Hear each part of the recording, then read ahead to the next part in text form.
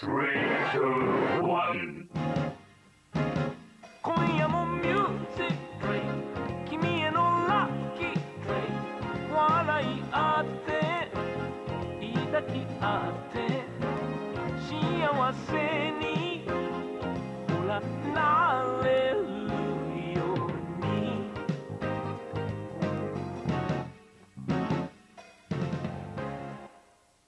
Hi everyone, and welcome to a new episode of EWB, the show on the Weeb Club where we watch YouTube videos and we talk about them. This time it's me and Craftsdwarf.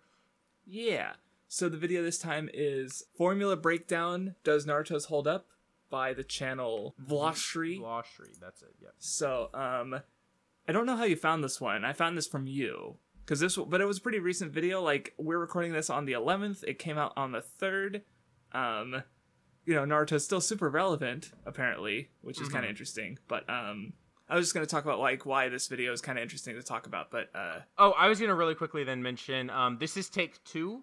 We did half of it already, and then no, it was things like came up. a bit more than a third, I think, almost half, but, yeah, some things came up, so I had to leave, and, we didn't save the recording, so... Well, it's okay to say I didn't save the recording because I'm an idiot, and was confused about... There was a communication error on my end, and so I deleted my, half of the recording, so we have to completely start over from the beginning, so... Which hopefully, so if we, gloss over some things, it's because we already talked about it, but hopefully we'll be able to, go through parts of it quicker, because we spent, a fucking 50 minutes on just the first, 4 minutes or so of this video. Yeah, so hopefully we can space things out a little bit better, I think. Because, like I said, there's an end card, well, not quite an end card, but there's, one thing at the end where we're going to stop that we're going to have to talk about, just alone, and even before I wanted to get into the video, or starting the video, I want to talk about the title and thumbnail. But I guess, I do think this video is kind of interesting because it's, very clearly, people newer to anime. But, and so I want to specify that, going back to what's gatekeeping video is that, if you're just a newer person getting into anime and being a fan, that's great. In fact, and one thing that I think is good about even people like that potentially making content is that newer perspectives could potentially mean new ideas and new observations. And with this video, it has less new observations, but it does have presentation things that you don't see in AniTube videos. They use live action gags and stuff. They use they have unique art that one of their artists does. And some of the ways they present is a little different. At least it's less common, So, I could see it, I could see a YouTube video in the style that's also good. This just happens to be a video that's not so good. It is also a very new channel, so I do hope that our observations help, but right. Because I do think that even if again, if you're a new anime fan, if you're going this is a YouTube video, you're fundamentally going to be trying to speak from some position of authority, and in that case your point should be viewed just like anyone else's, someone with 1 million subs versus someone like me with 20,000 something subs versus this channel which just has over 1,000 subs. On some level there needs to be accountability into your points, and we are doing a bigger channel next time. So far Cross has been the biggest one we covered with less than 5,000 subs, so we're just pulling, well, even then the Weeb Club doesn't have a lot of subs, even if some of the people on it have way more, I think. But so yeah, that's a couple reasons why I want to cover this video specifically. Right. Yeah, and I think it gives us a good chance just to talk about some things that, especially with Naruto, you hear a lot that are just not good. Yeah. Well, I thought about it. Naruto might be possibly because of its popularity and the fact that it is just a more in some ways more complex story than Dragon Ball. It's possibly the most misunderstood anime or manga, or mostly manga because the anime adds some stupid stuff. But possibly one of the most misunderstood Japanese series ever. I was having that thought and I'm is that wrong? Yeah, it's definitely up there. I mean, Dragon Ball is also super misunderstood in a lot of ways, so I think they're both equal in some aspects. That's true. But that was just a thought I had. Yeah. So anyway, I guess to start talking about the video. Firstly, the title, I think... So right, it's called Formula Breakdown Does Naruto's Hold Up. I think using the word formula is a huge red flag that immediately makes me go, okay, hold on. Because when you use the word formula, there's a couple things. Like one is it's like a scientific word. So you're analyzing things. It makes you sound smarter, basically, when you use it, because like, oh, you're able to notice structures and tropes and stuff. But like every story has those. So, well, you know, the shonen formula gets thrown on. Like I've only ever seen the shonen formula. I've never seen anyone try to define what a seinen formula is, right? Or even like a comedy formula, like not in the same way, like which I don't know, like not. This video actually does bring up a comedy formula, but for Naruto, not all comedy in general, or all anime comedy or something like that. So it's like, so yeah, that's one thing I have with the title that's already like iffy for me. And throughout the video, you see the other issue I have with the title is that when you try and look at things by formula, you're trying to say, oh, this works, but this doesn't. But the issue with that is that, like, you know, in this case, what is being done between the three series discussed, especially Naruto and MHA, Haikyuu is also discussed, is that rather than look at what something does differently, it wants everything to be the same. Right, and it's trying to build these similarities. Instead of them all like taking these tropes and using them in different ways, it's saying, well, they're using the same formula and doing it differently, and those are two very different things. So it's not looking at the individual works on their own merits, but asking, do they do this thing that I like, and if it doesn't do the thing that I like, it's bad. And I think we both have issues with two of the particular characters, especially who are dismissed in this video. But like I said, we'll get to that. Oh, I guess they also bring up Hunter x Hunter, so it's 4 series, but it's only briefly with Hunter x Hunter. Did you have anything more to say about that title or show? No, I didn't know much about the title. Most of my points we'll get into when we get into the video. Yeah, so. Yeah, and for a shorter one, the thumbnail I wanted to mention, because I think there's a mistake in the thumbnail. Like, obviously, it's calling, you know, it's Naruto clones, so it's saying that these other series being discussed are clones of Naruto, which again goes into the, like, well, that's also an influence thing where just, you know, Naruto had its own influences. Like, Horikoshi was inspired by all the big three, and not just Naruto, even though Naruto is probably like the, you know, Naruto's a pretty big one. I'm pretty sure you said Naruto is his, or like when he drew his favorite jump, like when they did that cover a while back where everyone drew their favorite jump protagonists, Horikoshi drew Naruto alongside Deku. Because like Naruto was such a but he also like had One Piece fan art featured in an SBS, so yeah, and he's done interviews with a bunch of like I mean, at least the big 3 authors. I don't know if he's done it like Kubo, Kishi, and Oda. I don't know if he's done it with. I'm sure he might have done other interviews too, but those ones stick out to me because it's the big 3, you know, and he liked those stories because those were the stories he was reading growing up. Though I also wanted to point out the error in the thumbnail where the YouTuber is saying you suck to the 3 with the 2 clones behind it, but one of them appears to be Hinata, and from Haikyuu, which is a series he only speaks about positively. So it just seems weird that he's saying, "Oh, Hinata, you suck," even though in the video he has nothing bad to say about Hinata. So, which I guess, like, yeah, if you're gonna call all these character Naruto clones, then like that's not inherently bad, obviously, and it's not even really true. But right. Anyway, that's another topic, so I guess we'll finally start the video.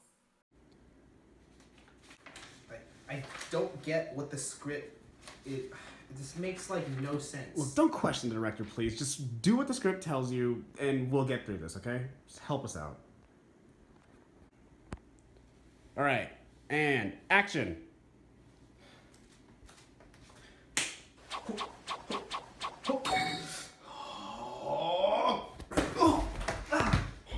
Cut! Dude, crossovers like that are just filler. They're not real. They can't hurt you. That's what they said about the ostrich episode! Naruto. Ask anyone about Naruto. There's numerous volumes, episodes, movies, merchandise, insert statistics of international sales here, blah blah blah. It's a ninja phenomenon that's sweeping the nation and is still one of the most memorable animes. But is Naruto really that good? Is it really still worth watching? Because we all know there's like 7 billion episodes and no one really knows if or when they should start. So hopefully today I can give you some insight on if you really want to devote a huge amount of time to Naruto, or maybe if other animes already capture the formula better. So I think the first thing I want to say really quickly, this is just like a really minor thing, but it really bugs me, and I think it's one of those things that also shows kind of, I guess, like it's a way to say, like, when you say animes as opposed to anime, there's no singular or plural in Japanese.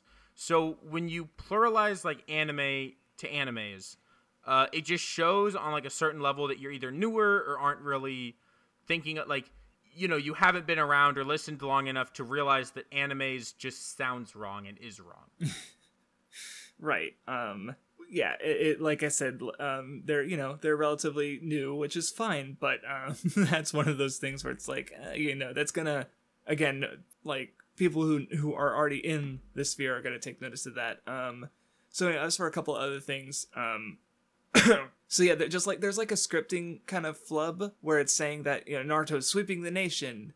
It's 2020. It's about like what 15 plus years since it did that.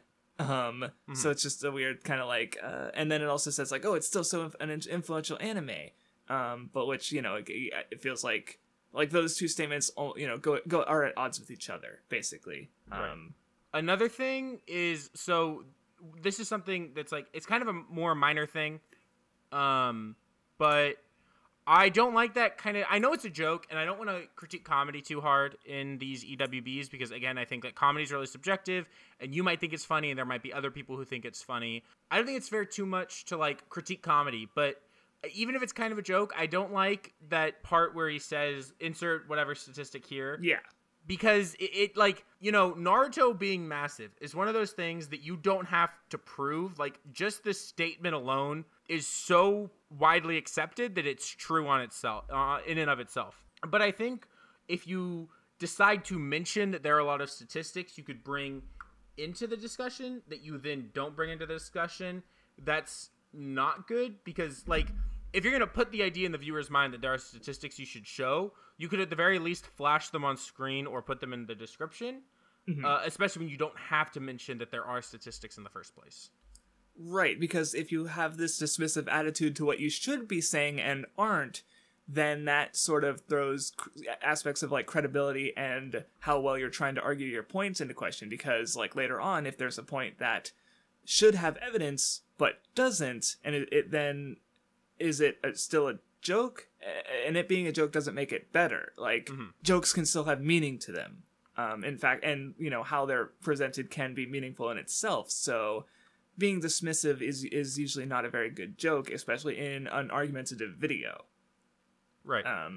I guess another thing I wanted to mention was, the skit at the start, it was just like it was just a microcosm of the video with like, oh, Haikyuu is better than MHA and Naruto combined, I guess. Which, I don't know, I didn't find it funny, but I mean, actually first watching the video, I found it kind of baffling until like rewatching it. I'm like, oh, I recognize what this is supposed to be now. Right. And I still didn't find it funny, but that's also kind of one of the things that's like, that's something that you don't see as often with videos like this.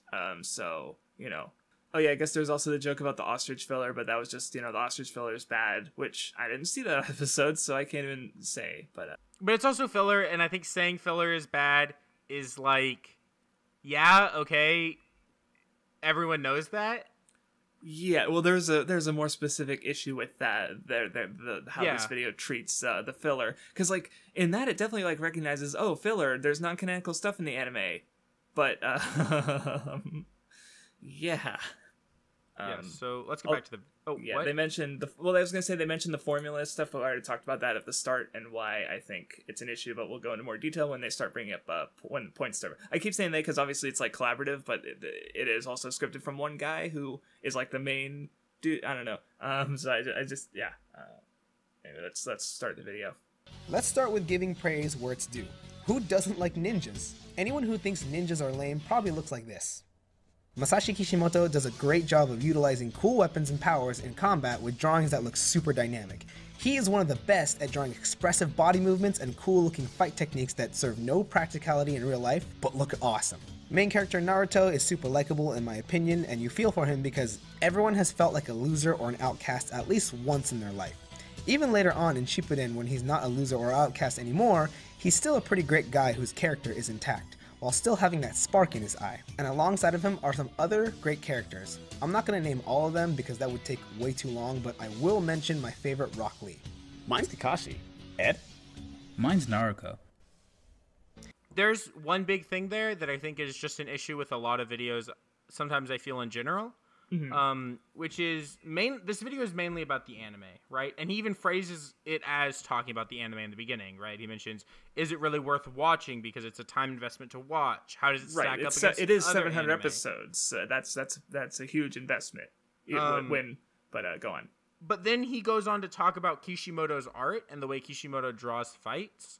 And you have to talk about either the manga or the anime in your video. You can't talk about both and kind of jump in between because you can't do it without purpose, at least. And this doesn't feel purposeful because it talks about Naruto, the Kishimoto's art like once. It talks about Horikoshi's art later. And then, other than that, the entire discussion is on the anime adaptations of that material. Right. And it confuses the discussion, and there's other problems that aren't sort of covered in the way that it's handled, because like it's acknowledged that makes some of the other points weirder because the manga is being acknowledged, but then there are issues with the anime that are ascribed to Kishimoto specifically, which doesn't make sense because those are issues with the anime, specifically the anime only. And again, there's some specific points there. Also, a couple minor things. I know Vindy just said, I don't like critiquing humor because what's funny is fun. One person is funny to another, but I don't know. I did personally feel like the timing of that was a little, I don't know, something with that didn't work for me. And I've also said, like, if a way that might have made it funnier to me is to use this like kind of the image I have is as like an alternate way to structure that Naruto joke where it's like, oh, choose your favorite Naruto character. Don't have one. Like, I might find that funnier. There could have been something more creative, like visually going on, where you have like a bunch of Naruto images, sort of like cropped, of course, filtered by, and I don't know, something about that would like. I thought about it, and I was like, that might have been funnier. But right, because I don't know, I do think comedy is kind of like because it's weird because when you break down the joke, it stops. It stops being funny, but at the same time, like, as a result, there's not a lot of critical discourse around comedy for that reason, which, I don't know. That's just a thought I've had. Well, yeah, and just because I say I don't want to critique comedy doesn't mean that I don't think there can be, like, bad comedy. It's just that I feel like critiquing comedy, and I'm not trying to shit on you for doing it. I feel like I should explain myself a little bit more. I think because that's so much more subjective, and I think that, like, it's also just really easy to deflect criticism of comedy because at the end of the day, you can just deflect criticism of comedy as well. It's subjective, and I thought it was funny. But I think that the point of the EWB is to give criticism and critique that can hopefully help YouTubers, the best kind of way we can do that is to only critique really the ideas and maybe the editing choices. Because I don't think there's like another joke that I thought wasn't only funny, but I have like actual issues with is the Sasuke joke where he X's out Sasuke. Yeah, because that's that goes into the dismissiveness because but that they talk more about Sasuke is talked about later, so I was just gonna bring it up then. Yeah, all I was gonna say about it, because I'm not about to defend Sasuke right now, but what I will say is that I think that's different because there you're making your point kind of as a joke, and when you do that, it alienates people who disagree with you, while also not being a good point that stands on its own. So it kind of has nothing, especially like it's different if you're doing something like that something that's very much agreed with. But Sasuke has more favorites on Mal, I'm pretty sure we looked at this last time, than Goku does. Sasuke's in the top, it was like what, 35, 36, 34, like in that range. Sasuke's 31 and he is directly above Goku, Hisoka, Hollow, Joseph Joestar. And he's also above Ichigo from Bleach. So I think it's fair to say, one of the most loved anime characters of all time. Yeah. And so, especially if you're going to be that dismissive about a character that a lot of people feel very strongly about, there's not a lot of good there. You're really alienating people who disagree with you. Well, yeah, two things I'd say. I will, in their defense, I will say that Sasuke is also, like, he does also get a lot of hate. Speaking as someone, like, to someone who hated Sasuke, and as someone who used to hate Sasuke. Right. And, like, because I hated him before I reread Naruto for the Nen show, And so, another thing I wanted to sort of say is like a way that this could, because yeah, when it's done like at first like this, it's dismissive, and yeah, like you said, that's going to alienate people to disagree. So if you really have to do a joke like this, then if you talked about Sasuke negatively first, as is done later in the video, and then later on done that joke, then at least like, okay, I already know your opinion on Sasuke, so doing this joke isn't going to change what I think because you've already given your points. And like we already know, like it's not like you know, like you said, if it, or I think you might have said this last time, but if it was crossing out like Ichigo or some what was it, Goku, like that would have been like, okay, hold on, you know, like these are like characters. You're not gonna make, even if you want to get more, you know, into a character everyone loves. I'm not gonna make a video on Dragon Ball and be like, man, Dragon Ball has a lot of characters people like, except for one, and like cross out Vegeta. Because that's just asking people to get upset. And for example, Vegeta's number 51 on Mal, and Sasuke's 31. So there's there is a difference between those two, and like you can't just be dismissive of one of the most loved characters in the anime community. Right, like I said, I think they get across points about it later, but just doing it at first, everyone's already alienated. Oh, I'm repeating myself now, but right. And what made Naruto really popular was the rivalry between characters. Who trained harder this month? Who was braver in battle? Who put their heart and soul into their job as a ninja? Was it Naruto? Was it Sasuke? Someone else? Or the villain? It makes for awesome training arcs that Masashi so geniusly integrates character narrative into. For more things like character narrative, we recommend checking out Super Eye Patch Wolf's What Makes a Fight Scene Interesting. Go off. Wait, why am I supposed to go off? Hold on. Hard work. Okay, I'll go off on hard work. 1 second, sorry. I don't get why people say that Naruto is about hard work, be passion. It's like a tweet I made the other day. Like, that should be the litmus test for if you should talk about Naruto. I think it's one thing to say that maybe specifically the rivalry between Naruto and Sasuke, you know, is the core of the series, right? Like, that pushes people. Mm-hmm. But I don't think that doesn't translate over to every other character. You know, people don't read Naruto every week or watch it every week. Like, you know, oh, I want to see what's going to happen with Rock Lee fucking, like, Neji this week. Because, like, first of all, it's not the rivalry between characters, right? If you want to argue that it's about the clash of ideals, that's not necessarily a rivalry. Right. A lot of times that's, like, one step farther.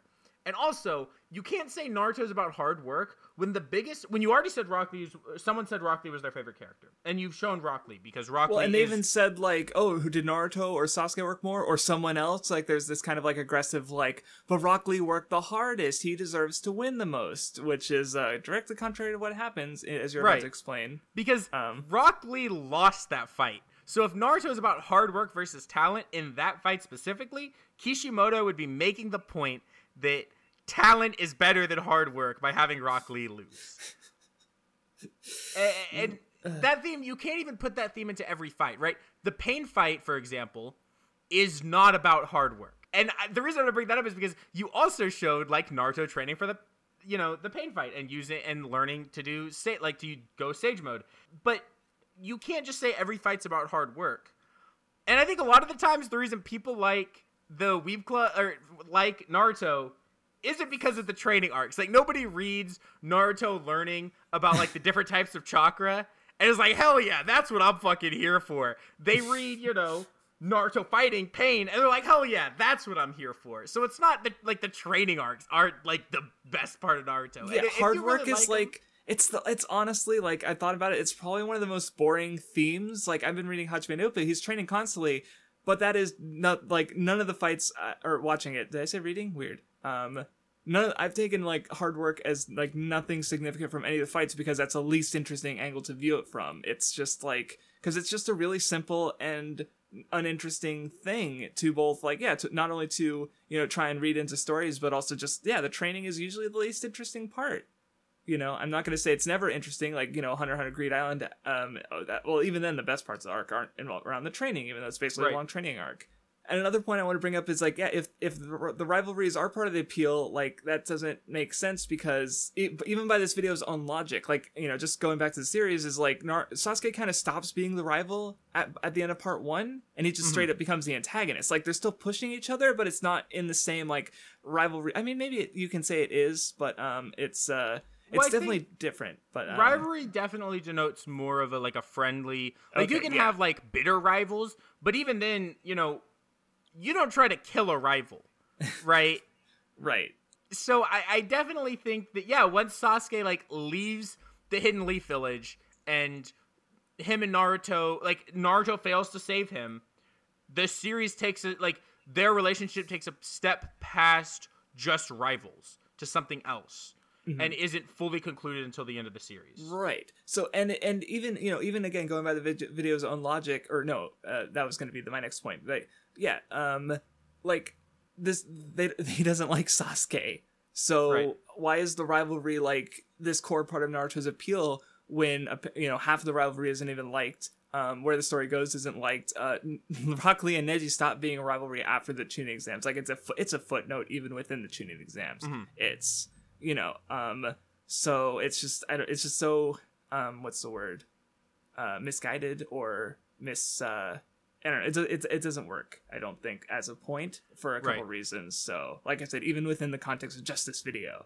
So I also have one nitpick, because I know you have a point, but I have one nitpick I want to make really before that. He calls him Masashi a lot in this video, and I think again that comes back to kind of the newer thing. If you notice, we always call him Kishimoto, Oda, Kubo, right? I don't call him Tight. I don't call him Ichiro, because, you know, part of it does come down to, you know, we're talking about Japanese people, and in Japanese culture, you generally call someone by their family name.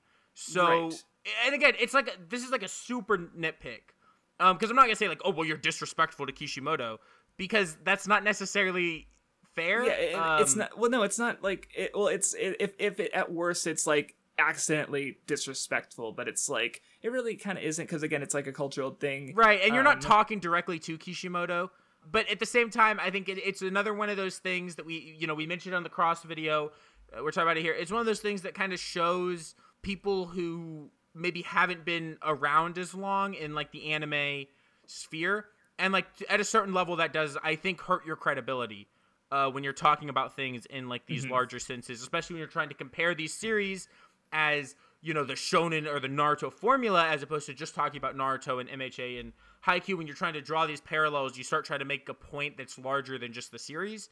And I think like in those, credibility is really important, and something that I would say as part of that is addressing people in the correct way. I'm not saying you have to call him Kishimoto Sensei every time you bring him up, right? Like I don't want that. I don't want what the what levels of cringe. But you know, generally I would say like calling like a mangaka by their at last least their surname, their surname, yeah, it is a better just look than calling them by their given name. With characters, it's a little different, because usually it's best to just go by what they're most commonly called in the show. Like, you know, he's not calling him Uzumaki, or he's calling him Naruto, not Uzumaki. We're not shitting, you know, giving him shit for that, because he's called Naruto in the show. That's what the series is called. Right. It's a little different there. But, you know, again, we're talking about the authors, not the characters. And anyway, a point I wanted to bring up is, so the way that they sort of like this happens with the Super High Wolf video and another video later on in the video. I have not seen that later video. I mean, the title and what's being discussed seems pretty obvious to me. Like, so I wouldn't say I get the point with having seen the video, but I at least like understand a similar enough point on my own that I don't feel the need to have it explained to me, which is why I haven't watched the video. Super High Wolf video I have seen, because I watched every video he made when I did my critique on Super High Wolf. I didn't have much specifically wrong to say with this video specifically, because like the only issue I had with it is that he kind of like gets close to talking about like fights as ideological conflicts without ever saying that. So, you know, like, yeah, but the point I really want to make is like, I'm only able to say my where I think the video comes up short is because I've actually seen it. And if you've removed the parts where other videos are mentioned, this video loses nothing, and in fact, I think it only has things to gain. Because the issue with talking about other people's videos like this is the possibility that the people who made the video doesn't hold it, or, you know, care for it anymore. Like, I don't know about Super Wolf's feelings about this video specifically, but say they mention the Bleach video. He does not like that video. He's like, no, bury it. He does not think it's a good video. So if these people, if they didn't know that and they put it in the video, like they're just saying, go watch this video that they don't agree with. Like that undercuts what you're trying to say because you're not using your own words anymore. You're just saying like, yeah, Super High Fetch Wolf said this thing, go watch Super High Fetch Wolf. Like what does that accomplish for this video? And an example I gave is, I think it was even in the Super High Fetch Wolf video. I talked about Mr. Signal's video on Lolicon art and why it shouldn't be like censored. Or no, wait, what was the video about? Oh god, it's been a while since I've seen it now. Probably just y'all were talking about how much you both like lollies and how great it is, and you probably mentioned your Super High Fetch Wolf video is, I also like lollies, and so does this guy. He did a great video about it. He talked about how hot they are. WattheWut came and was like, I like Ilya. That was probably what was going on. But I can't wait for Super High Fetch Wolf's why you should watch lolly anime. Anyway, and that's basically what it was. But when I brought up that video in my video, I didn't say go watch this video. I showed a thumbnail of the video on the screen and summarized the video. And I remember because after the fact, Mr. Cynical was like, "Hey, I felt, he was glad that I understood. Like, not only did he make the video well understood enough, but it's like it's because I understood that and was able to like succinctly summarize the video, while also basically pointing it out. And even if in the future he ever disowns this video and realizes that no, it was wrong, I was wrong, like."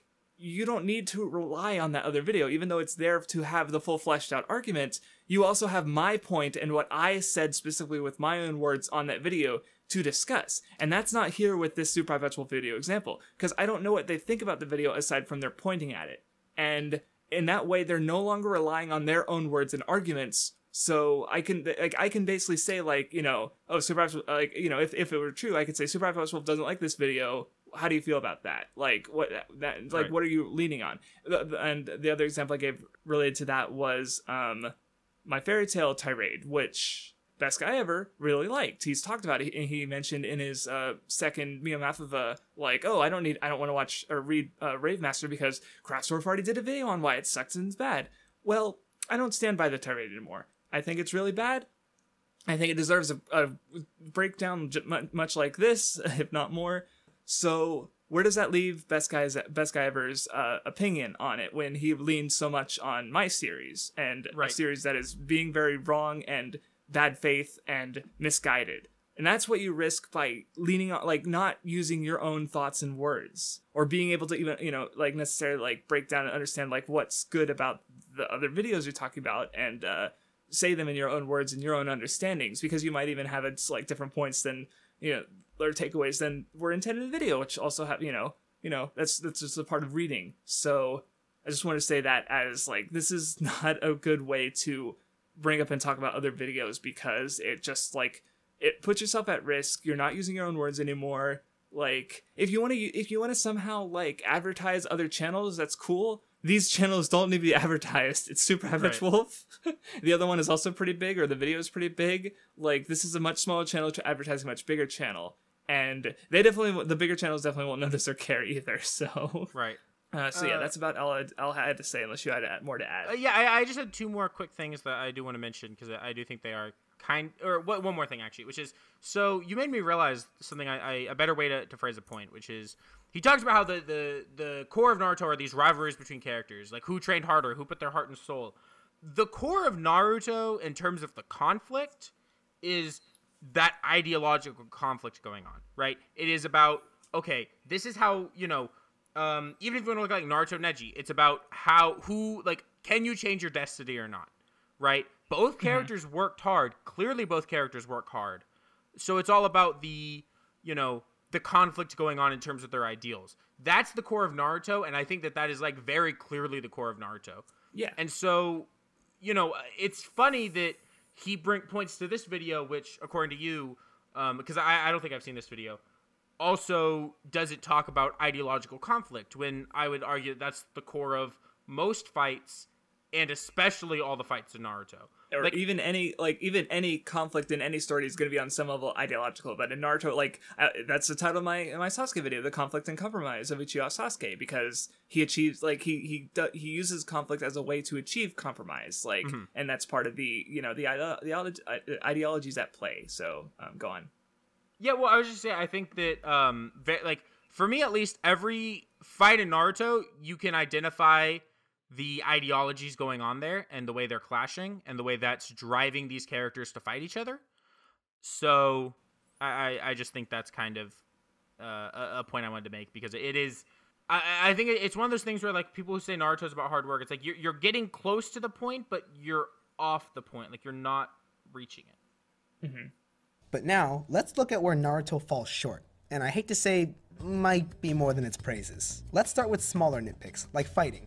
I praised it earlier for having cool fights and awesome dynamics, but at some point in Naruto, that kind of all changes.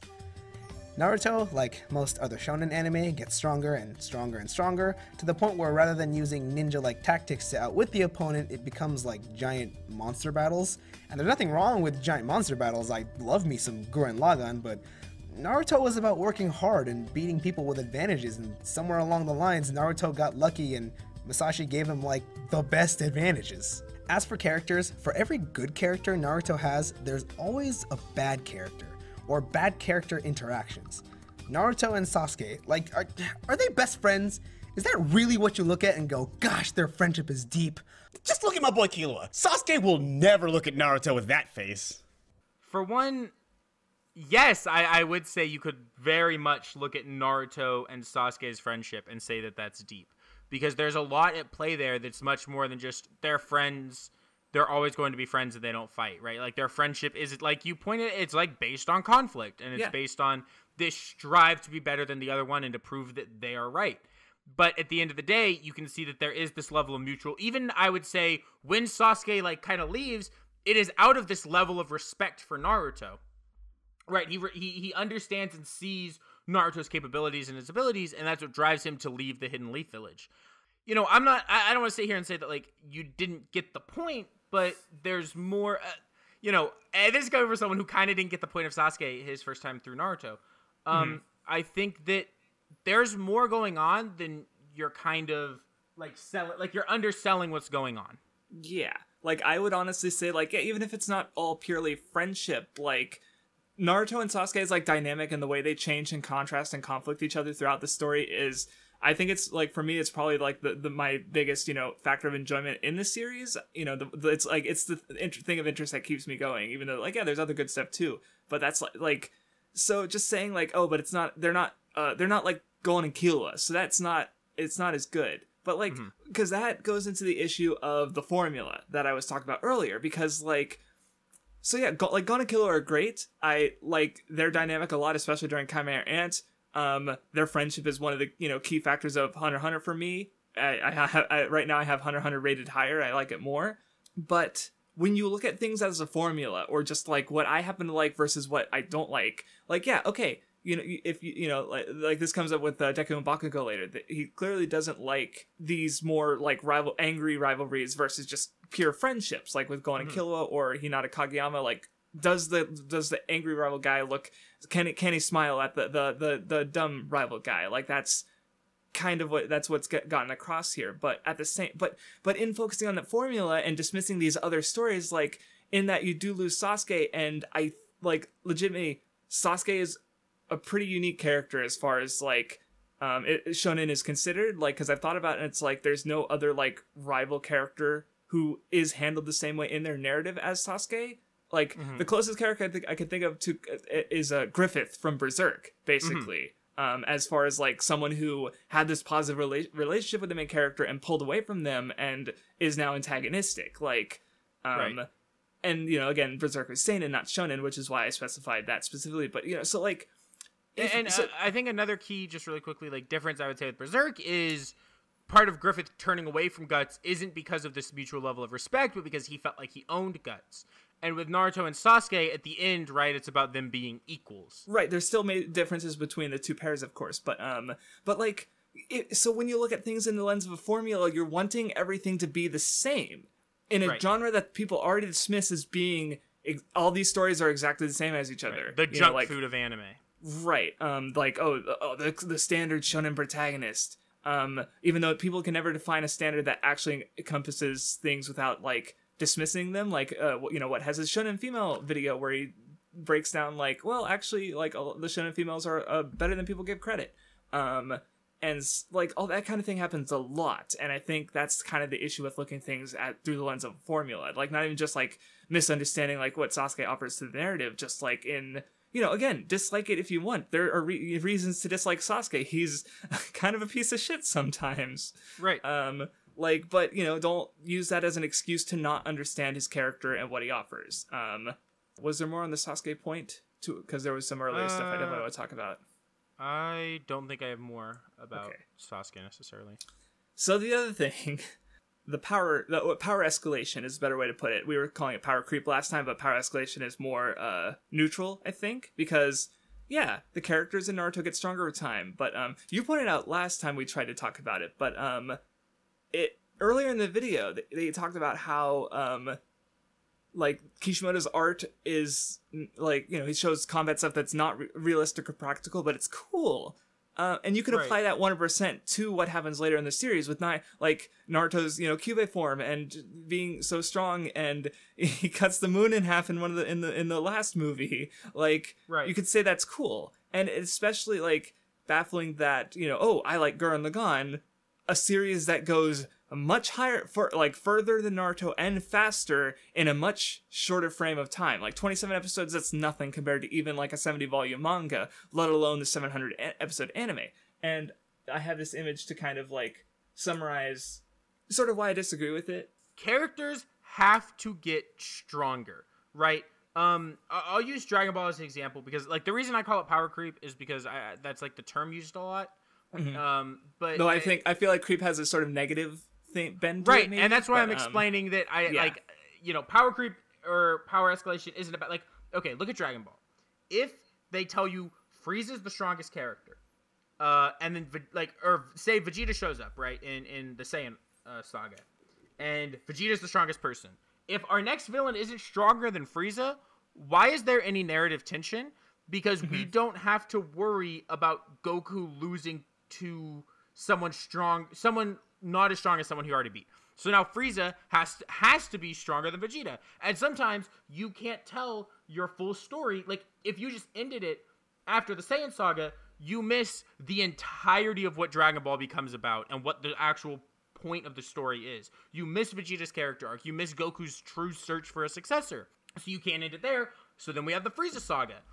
Well, Vegeta's arc is still clearly not over, and Goku hasn't found a successor. So now we need to go to another arc, and, well, Cell can't be weaker than Frieza, so now Cell has to be stronger. Like, you have to consistently make your characters stronger and get better, especially when, I'm not going to say, like, hard work is a theme of the series, but when growth and, like, you know, especially, like, with Naruto, where it's a story that is partially about growing up, you're going to have to make your characters get stronger, which means your villains are going to have to get stronger. Right, yeah, and like even because like, you know, it's obviously not a hard fast rule, like it doesn't have to happen every time, like, but then, you know, even when One Piece does it in the Davy Back fight, it's like it's clearly a comedy focused arc, even though like also the main antagonist is giving Luffy more damage despite being far weaker than the main antagonist of the previous arc, who is called God. Like, right. There's and then, or I was also thinking about like Genthru's not as strong as Crollo, but how the arc is structured is differently enough in Greed Island versus York New that like he's still able to have presence and add narrative tension because like, well, Gon wasn't even the primary acting agent in York New, so it's fine. Like, you know, again, it's not like it's a, you know, it's a guideline, it's not a rule, but generally speaking, yes, the antagonists are going to get stronger. And, you know, like, even those series, like I just mentioned One Piece and Hunter x Hunter, they aren't exceptions. They just have, like, individual, like, go from one arc to the next. And, yeah, this antagonist happens to be weaker. Right. But, like... And the problem is, I think, that people call it power escalation or power creep. When, in reality, what it is it's a narrative escalation. It's that our stakes are getting bigger, and our story is reaching a larger scale. So when we go from, you know, the bridge arc, where at the end of the day, if Naruto and like Sasuke lose, okay, a bridge doesn't get built. To now we talk about the end of the 4th Great Ninja War, where if they don't beat, you know, Kaguya, the entire world is doomed. Yeah. So as our stakes and our narrative get larger, you can't have Naruto be someone who's like as strong as he is at the start of part 2, fighting for the sake of the world, because that's not almost believable. Like, that doesn't work within your suspension of disbelief. Your characters have to be on the, like, if your villain's gonna be able to destroy the world, your characters, your heroes also have to be able to destroy the world so that they can fight with someone and we can believe that happens. Right. And what will you, like, because these stories kind of tie personal growth with, like strength, like the growth of their strength, like what ends up happening is, like, by the end of the story, they're, like, not only just, like, physically stronger, but they're also stronger as people. And again, very much so in Naruto, which again is this growing up story of this, child trying to maintain his childish ideals in literal war. Like, but he, he's grown throughout the series, and he's stronger to represent that because it's a shonen action story, and that's how they, like, tell their story. This is how, that's the formula. Right. And this is a video talking about the formula and pointing, like, it even points out that, other stories do this too. I would argue, like, most, if not all of them, that are action focused. But it doing that formula is also bad, which is because again, shonen's the junk food, with getting this unfair reputation. Right. And again, even within just this video's logic, Gurren Lagann was mentioned positively. So I just... It is in this guy's YouTube banner as well. Right. Power Escalation, the series. And that's another series where we end up with people using giant mechs the size of universes. Right. So there are so many other characters in Naruto that they don't establish. Ino and Sakura's friendship is established, but I don't know much about Naruto, Choji, Shikamaru, and Kiba dynamic. They're like the South Park boys of Naruto. How come they weren't best friends? In fact, Naruto would be super interesting if it was about these four, but sadly they just kind of get pushed into the sidelines. Also, don't get me started on Sai. Nobody likes Sai. Have you guys noticed that there's no actual comedy in Naruto? There is a comedy formula. Naruto says something stupid to Sakura. Sakura gets mad and goes, "Naruto, you buckethead!" And he's all like, "No, Sakura-chan, please." And she beats him up, and everyone else is like, like, that's just, I guess the way it is. And it's not funny, it's stupid. In fact, the funniest moment in Naruto is from a filler episode. Yeah, the one where Naruto has to pretend to be Sasuke and he doesn't know what to do.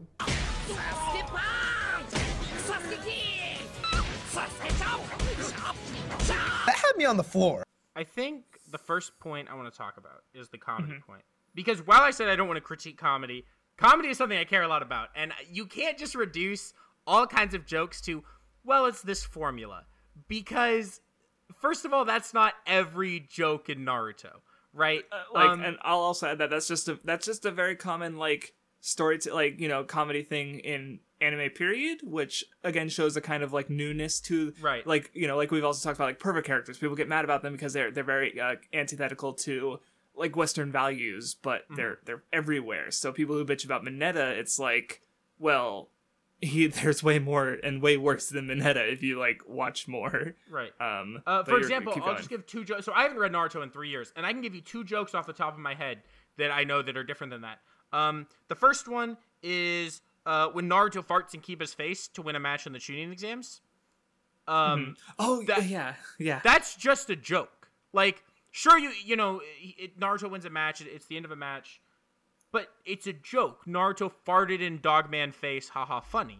And another one, which you could maybe argue is kind of similar, but I think the real, like, punchline is a little bit later, is when Naruto uses the reverse harem jutsu against Kaguya, right? Yes. Where, that's probably my favorite funny moment in the series, right? Right, and you could say that, okay, well, the joke is about, Naruto does silly thing, everyone kind of reacts, but I think the funny part of it is that Kaguya gets a bloody nose. And so there's different kinds of jokes, and you could be that deductive or reductive, with any joke, right? Like, you could do it with your video and say, well, all the jokes are you show an image on screen and somebody makes, like, a funny noise with their mouths, and self-depreciating humor about how the script is bad, and, like, yeah, it's not a constructive way to talk about humor as we're trying to do. And again, this is speaking as someone who kind of made this sort of dismissive point about the humor, specifically of MHA in my Mid Hero Academia video, which quickly became dated when I laughed at some of the gentle stuff in the start of that. So it's just like trying to be reductive of a long series in any capacity. There's bound to be exceptions because it's so long, and yeah, you can't remember every little detail. So, right. Did you have more to say on that point? Not more to say about that. The comedy. To sort of follow up and transition, one joke I remember that I liking was when Naruto was wounded after the Kakuzu fight from his arm using the Rasen Shuriken, and he was like about to be fed, and Sai was feeding him instead of Sakura, and that was funny. Which goes into my next point. I not only is Sasuke like one of my favorite characters, but I also like Sai. So, like that joke about nobody likes Sai, like I probably would have laughed at that if I had before I'd reread Naruto, because I didn't like Sai. But I think he's a character. I think he's got a good arc, like him getting angry in the war and finally having real emotions, like growing out of being this ninja tool, like is good. Like there's, I think there's, he's obviously like that's a little different than Sasuke. Like I even checked Mal. And like he has like 800 favorites, so he's like, which is still quite a fair amount, just very generally speaking. But for Naruto, it's a small amount. But I just want to bring that up. And yeah, well, I think that like even Sai is a better example of, okay, well, if you want to be dismissive, sure. Again, like you're alienated if you like Sai, and it doesn't work as a point. Because all you have to say is it's like no one likes Sai. It's like, well, I like Sai. Whereas if you made a point maybe, and then reference that later, or you made the joke and then made the point immediately after, now you have this argument that can be critiqued. And if you made a compelling argument for why you don't like Sai, now it's funnier. Mm-hmm. To give an example of that, since you give examples to your, videos. In my Dragon Ball video, I was talking about Tenshinhan. And I mentioned that, well, Tien kind of sucks. And I kept making jokes at Tien's expense. And then at a later point in the video, I explained the problem with Tien is that he's just not as interesting as some of the other characters. He doesn't have as much going on. And at the end of the day, if I want to see a character on my screen, I would rather have Vegeta or Trunks. So I'm not really upset at the loss of Tien. And, I probably didn't explain that as well as I could have. Like, I could have gone more in depth into why I think Tien is a little bit more boring. And you also potentially found the issue I discussed earlier, where by being dismissive of him at first, you make people who do like him defensive before you get to actually explaining a point. Right. And so, again, yeah, like, I think when you try to mix jokes with points, like, it can be really good sometimes, but I think it's also it's a very risky thing to do in a video that you want to be more argumentative than comedic. Mm-hmm. Yeah, there's definitely a craft to it, and I don't practice it enough, honestly, because my videos are generally very serious. Mm-hmm. I actually dropped a video idea that was intended to be like both comedic and serious, and I realized, well, this isn't fundamentally just doesn't work, so I threw out the video. Anyway, I guess to talk about the last point is the Naruto friendship with the Shiki who was it? Kiba, Shikamaru, and Choji, which I don't think that would have been more interesting than Naruto or Sasuke by a long shot. Like, that's just complaining about the story as it, could have been. If you think that would have been great, write a fan fiction. Go for it. A lot of those exist, like alternate universe stuff. Did you have more? I think you had more to say about it last time. I did. I can't remember some of it now, but just one thing to say about that is that sounds like a story or like an idea that would have been much more comedic in tone, which I'm not going to complain, if somebody wants to have a comedic story, but I think that, if you're going to sit here and be like, oh, well, they're like the South Park of Naruto, and then you turn around and say, but the comedy in Naruto is a formula. You can't have it both ways, right? You can't say the comedy in Naruto is not good, Kishimoto's not writing good comedy, but I would rather the story be like these four guys being pals, broing out. It'd be funny. Like, those don't really work. Because, again, that's the issue with this kind of speculative, you're not adding anything. You're just saying, what if the story was like this? The idea of that is good, therefore, a story like that would be good. When, again, that just doesn't... It's not Kishimoto... That's not the story Kishimoto wanted to tell. Because if he wanted to tell it, he would have told it. He wanted to tell Naruto and Sasuke's story, and specifically, or Team 7, if you want to be, but, obviously, Naruto and Sasuke are the backbone, but, I think you just, made me understand the point of fanfiction right there, which is, we're just seeing Naruto's life through this one frame, right? We're seeing it specifically through Naruto and Sasuke, right? And the way that them and Team 7 have grown. But there could be other stories set in the Naruto universe that I'm sure Kishimoto could have thought of with Naruto and Choji and Shikamaru, and Kiba hanging out and doing things outside of just their ninja, the big story we see. But those aren't the stories Kishimoto decided to tell. He was telling us this one. And you have to judge stories on their merits. right? Like a Right, story not their is potential, because especially like in a case like this, if you try to judge a story by their hypothetical potential, you're gonna you risk letting the author's story run away with, or be ran away with through your thoughts, basically, and then you're no longer talking about the story, you're talking about your idea of how the story basically, which is kind of unfair to the author, because how can the author potentially, like, this is Kishimoto, his story has been read by hundreds, millions of people across the globe. Like, he literally can't satisfy everyone, right? Like, it's pretty unfair to him, like, why is this story, why should this story be the one? Like, if this story, I'm gonna say it, if this story had been about those four, it probably wouldn't have been as successful, probably would have been dropped in 4 volumes as a gag manga. Like, there we go. You know what that sounds like? Oh, no. Sounds like a Gravity Boys. Well, let's hope a Gravity Boys gets dropped in 4 volumes. We can pray. All right, let's move on, I think. Unless you want to go back and check. No, those were the 3 things I remember. Yeah. Okay. But the thing that really pisses me off the most about Naruto, and is, well, spoiler alert, skip to here if you don't want to see the spoiler, Naruto Shippuden was all about retrieving Sasuke, because in Naruto, the all-boys mission didn't work.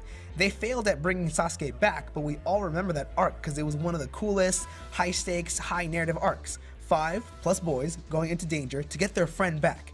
They even took Neji, who was an asshole at first, but then he changed and wanted to help. Everything was leading up to this point in Naruto, and they still failed. It was a major selling high point. And then they tried again in Shippuden, but in like a lamer way.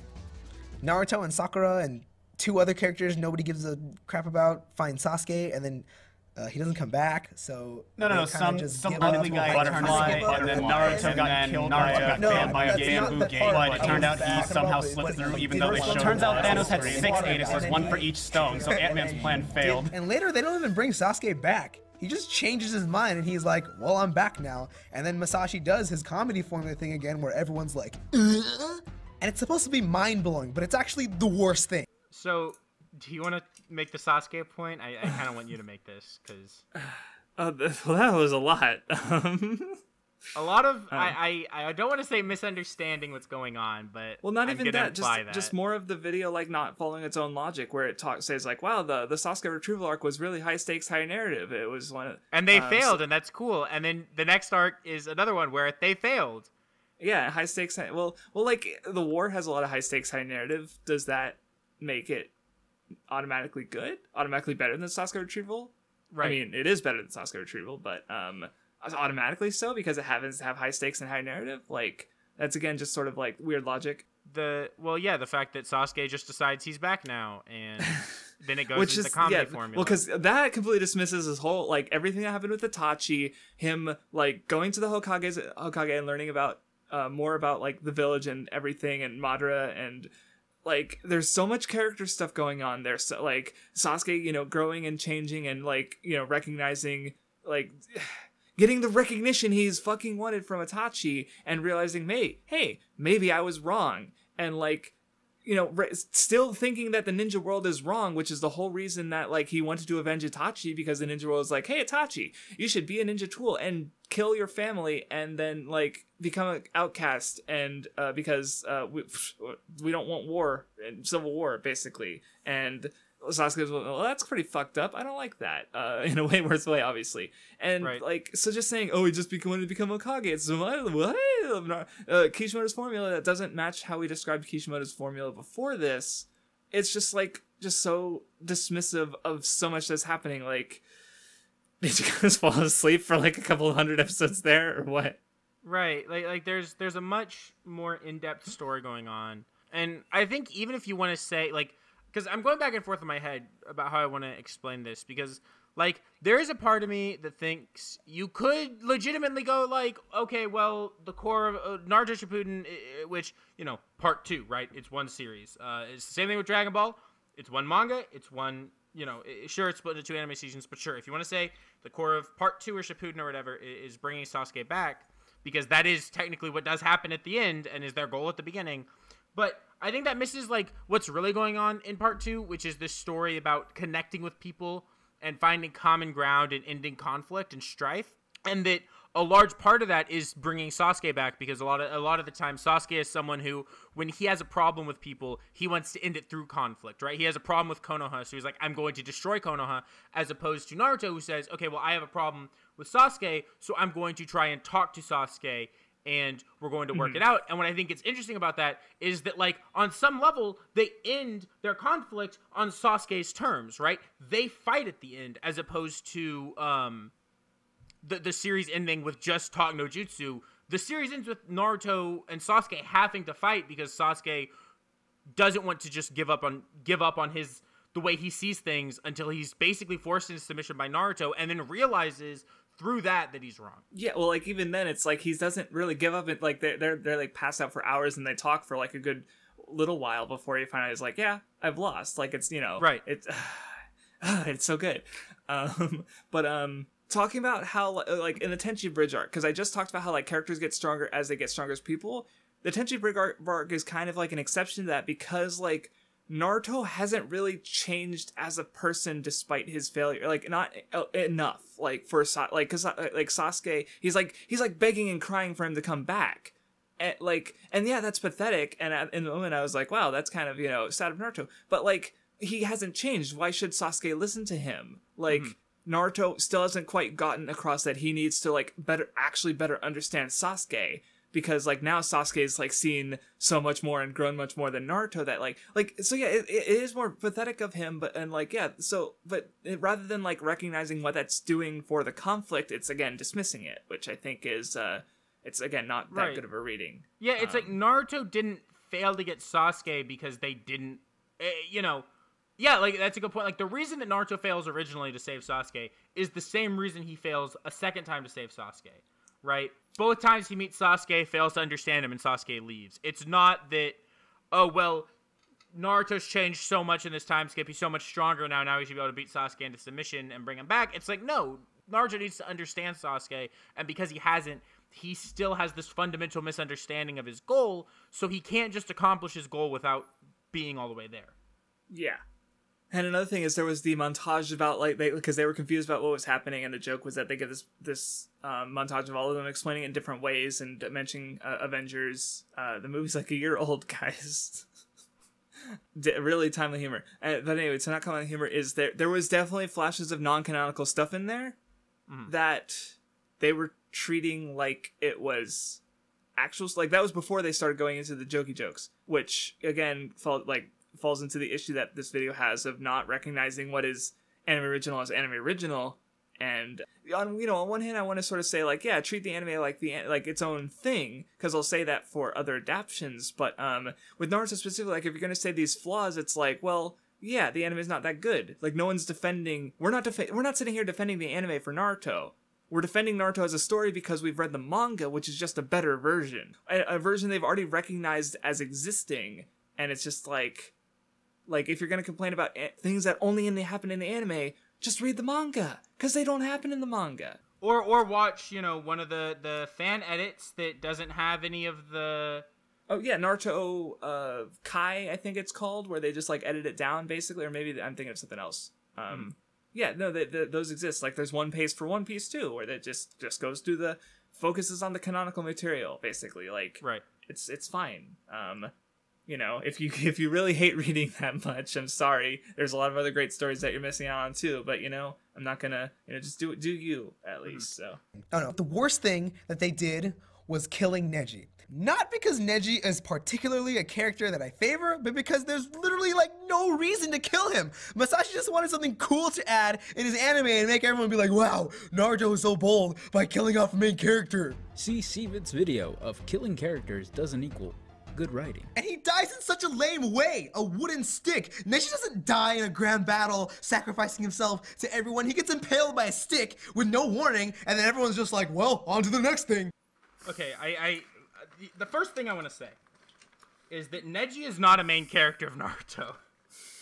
Neji's role in the story gets diminished more and more from really this, like, right after the Sasuke retrieval arc. Yeah, so, he's a bit part until that moment in the war, pretty much. Like, right. So, also, this was the moment where he said, this happened as something to add to Kishimoto's anime. Right. I'm sorry. Which, I'm sorry. it's Studio funny. Period's anime, not... That adapts Kishimoto's story. Right. I'm sorry. It's just like, this is the moment where it's like, okay, stop. You don't know what you're talking about. I'm sorry. Look, you know, there's way you could just, it just need to, it's not even, just reword it. And even then, it's like, it's just a wrong reading of what's happening here, because it, again, more dismissive, you know, like, they did not move on to the next thing. There was a whole part where Naruto was questioning himself, because Obito was using that moment to sort of challenge Naruto, because Obito's whole thing is that he wants Naruto to fall and become like him, because they were similar in the past. Obito compromised on his ideals and became Obito, or Tobi rather, and now he wants to justify that by doing the same thing to Naruto, because if Naruto can fall, then it, you know, like, yeah, anyone would fall with the kind of shit he had to go through, but Naruto didn't fall, and that Obito, you know, suddenly doesn't look like, you know, a victim of his circumstance. He's a person who made choices, you know, not a ninja tool. And that's when Obito realizes his mistakes, and right, you know. So you can't just say like, oh, it just moves on to the next thing, when that, like, I think that was one of the few moments in Naruto that made me cry the first time reading it, was like Hinata helping Naruto, you know, she being this person who has been helped by him so much, returning that favor and helping him overcome that by reframing it in a way like, you know, Neji's still with us, you know, and go on. Well, I think it's also important to look at, like, who is Neji sacrificing himself for, and what was his, like, kind of relationship with them earlier in the story, and how does that show the way Neji's grown, right, and the way like he's saying, oh, he doesn't sacrifice himself in his big battle, but that's literally what he's doing. He's fighting this big climax in the ninja war, and he sacrifices himself for, like you were saying, Hinata and Naruto, these people who he was really dismissive and shitty towards in the beginning of the series. Like, he's sort of fated to die for, like,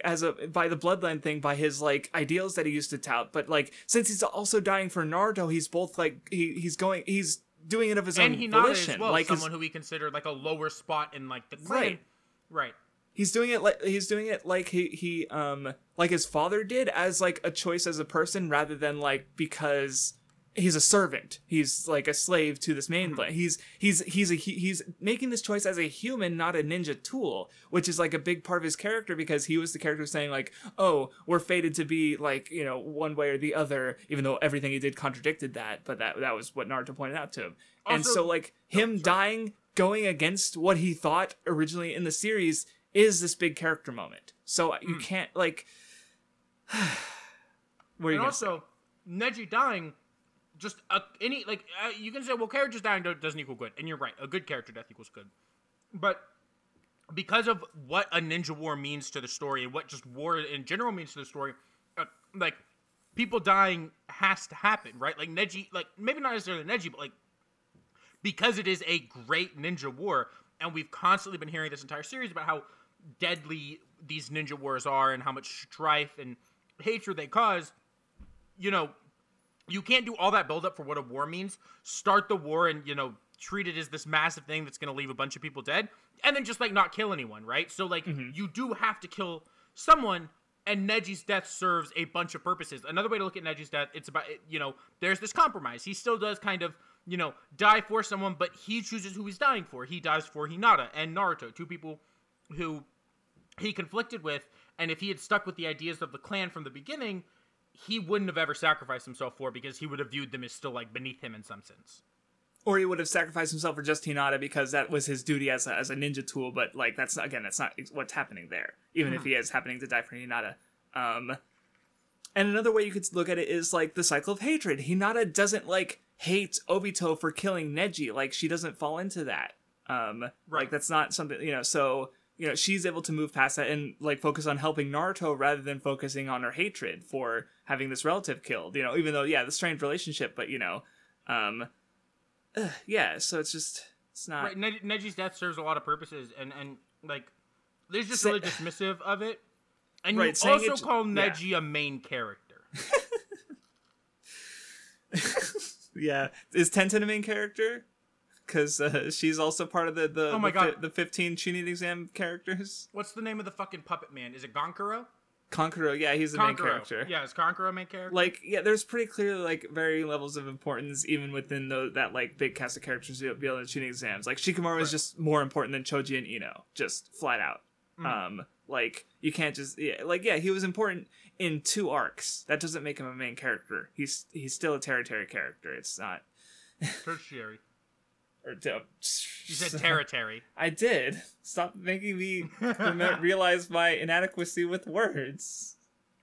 I can't believe that the Weeb Club is about loneliness and inadequacy. All right. I'm alone because I don't want to be with you. No, guys. Oh my God. All right, let's keep playing the video. Also, was anyone else today years old when they found out the Fighting Dreamers song isn't called Fighting Dreamers? It's called Go. What the fuck? So before I answer this question, I want to talk about an anime that people are saying is practically another Naruto, or some people even say is doing the Naruto formula right, which is kind of what we're talking about today. My Hero Academia, or I guess some people call it Boku no Hero Academia, but they look like this. Now, I'm not like the biggest fan of My Hero. I think it's a decent anime with some of the best artwork I've actually seen, but it does kind of fill in a few gaps Naruto left behind. So I was gonna let it go for a little bit longer, but I had to pause it because I had two things to say. First of all, I'm not gonna really say anything about the Go, the flow thing. I knew that because I'm a big flow fan and I like all their music. But I'm not gonna obviously this song sounds like it's called Fighting Dreamers. Yeah, well, and I was gonna say I don't know, making a joke this is a joke, and I don't think this happens elsewhere in the video, but when you're going to make a joke out of your own ignorance, I don't know, I feel like that again, if you're trying to speak from a place of authority in any sense, then haha, I'm stupid. I don't. Maybe there's ways you can do that, but I don't. The whole point is they're wow, I made this mistake. In this case, it's fine because it's just a song. It's not a big thing. But there are other parts where they're just legitimately ignorant in the video. It's not a joke, but this one's a joke. Right. So it's it's just a lack. Yeah, it's a lack of awareness in a few things. So that's what I want to say about it. But go on with the other point. Yeah. Look, you can't say that MHA is an okay anime and has some good things and some of the best artwork you've ever seen and show the manga art because, again, you're talking about the anime, not the manga. Yeah. And if you want to talk about MHA as a series, right, then you have to specify what you're accrediting to the manga and what you're accrediting to the anime. And I'm not going to say you haven't read the manga because maybe you have. But when you're framing this video as a discussion on the anime for all of these series, and you're talking about the filler episodes and things from the anime, you can't reference the manga as a positive point for the anime. And maybe you mean to talk about it as a series, and you're saying anime, and at that point, it's a scripting error and a framing error, and you need to either frame everything better or just script it better and just change a couple words. Yeah, because the art in the anime is it's fine, but it's not I don't know. It's they showed the manga, which obviously you're talking about, so it's not great. And so we'll keep going. Yeah, I didn't have anything to add. Let's talk fighting. First of all, the physics and dynamic in this make just as much sense, if not more, than Naruto. It's more scientific based than chakra power, so yeah. Check this scene out when Bakugo uses little explosions to build momentum to throw Deku. See, that makes a little bit more sense than Sasuke doing a lion's barrage. How does that even... Again, what? And as far as characters go, there are some awesome characters, and although we don't know a whole lot about them, at least My Hero makes character interactions clear. We all know how certain characters talk to each other, or how long they've known each other, or introduce themselves. We basically just met you, so it's kind of telling that we all know your personality is flaming crap mixed with garbage. Okay, is that a good place to pause it? Okay. Yes, actually, because I now I have a lot more to say. I didn't... So, okay, so first of all, I'm just going to address Bakugo really quickly because I've made it very clear he's one of my favorite characters in MHA in a lot of different ways. Not only is he one of those characters that I love because I find him a joy on screen, and I think that, anytime he shows up, he's just, stealing the show and being someone that, I care so much about that I just like more than other people. But I also think Bakugo is one of the best characters in the show. And it's so funny to me that you somehow miss the point of, Kaminari and Kirishima and how they work with Bakugo, right? You're talking about, we know how these characters... kind of interact, and you show Bakugo hitting Kirishima, and you show Kaminari talking to Bakugo. But Bakugo, Kaminari, and Kirishima have this friendship. And I actually kind of want to make a video about this aspect specifically, because I think it's one of the most important moments in Bakugo's character, is showing the fact that he can be friends with guys that are way more straight-laced and, like, aren't as much of an like, you know, in the beginning of MHA, right? Bakugo is friends with these asshole kids that are also bullies that just do whatever he wants, right? Every time we see his friends from elementary or middle school, they do exactly what he says. They're extensions of him, basically. Like, they act like him for, Right. you know, whether they admire him or, you know, he clicked with them for whatever reason. Yeah, they're the same. But yeah. Bakugo going to high school and becoming friends with Kirishima, a guy who is, in a lot of ways, very opposite to Bakugo, and even Kaminari is very different from Bakugo. And the fact that Bakugo is able to create these, like, real friendships where, like, you know, there are times where maybe he's upset about it, but, you know, both the anime and the manga go out of their way to, like, show in the school festival, Bakugo's going around with Kirishima to these stalls, right? He picks Kirishima and Kaminari and works with them in the license exam or in the sports festival. So, like, it's funny that you're saying you understand the character interactions in MHA more, yet almost talking about them in a way that, like, you're misunderstanding the point that specific character interactions serve to the story. And that's not to mention that, you know, you're talking about having a lot of great characters. You cross out Bakugo, who's my personal favorite character in the series, and I think is easily one of the best written characters. I'd say I'd just say he's the best written character in MHA from my perspective. But and yeah, he's up there for me too. Like, Bakugo's good. I just, you know, I'm not as big on MHA in the first place. Was that all you had to say? Because I don't think I had much to add to there, but there are some other points to talk about. About Bakugo, that's it. Like, I don't want to go too much into Bakugo and why I think he's great, because this isn't the place for it. So, how do you feel about realism in anime, Vindy, and how MHA is more realistic than Naruto? No, it's more scientific. I think, like, the words there is really interesting because, like, MHA, if you want to say it's more scientific, it's grounded in the science of its world, the same way that Naruto is grounded in the science of the world of Naruto. Like, for example, remember when Naruto used used Shadow Clone Jutsus to throw himself? That's kind of similar to Bakugo using explosions to propel himself forwards. That's all I'm saying. Right. And, like, Naruto has, like, scientists, like, Boruto especially, like, introduces, like, ability to replicate ninjutsu with just, like technology, basically. Like, it's not that, you know, so that's less pronounced in the original Naruto, which I thought it was weird, like, as a kid, like, because it's like a contemporary setting. Like, there's computers and, like, motors and guns and stuff. They just don't come up at all. Which is just kind of weird. So it almost feels like it's a more feudal thing when it's not. That's a little, yeah, but Boruto's very much, like, beyond that, you know, where it's more technologically advanced. But, yeah, so, and I just think in general, it's like bringing up any kind of, like, realism points when talking about fiction or comparing them is just sort of like, that's not how the word is verisimilitude, and it's kind of pointless to compare two different series and their respective verisimilitudes to each other most of the time. Like, well, especially to the verisimilitude to our world. Yeah, so, right, which is just, okay, yeah, like you said, that's the Naruto tossing himself, that's a perfectly equal, what's the word I'm looking for? Equivalent comparison to Bakugo can do. So it's like they're just the two series using their own, like, individual rules in, like, cool ways. Like, that's what it is. And another thing to point out is that, like, sure, okay, it is fine for someone to prefer stories that they feel are more grounded in our world, right? Like, that, you know, they think the laws of that series fit closer to the rules of our world. MHA doesn't go that much farther than that. It is a story about superheroes and kids with superpowers. But, you know, I could see someone saying, well, in some ways it feels much more like a world we live in. At the end of the day, that's still a preference as opposed to any kind of, like, real point.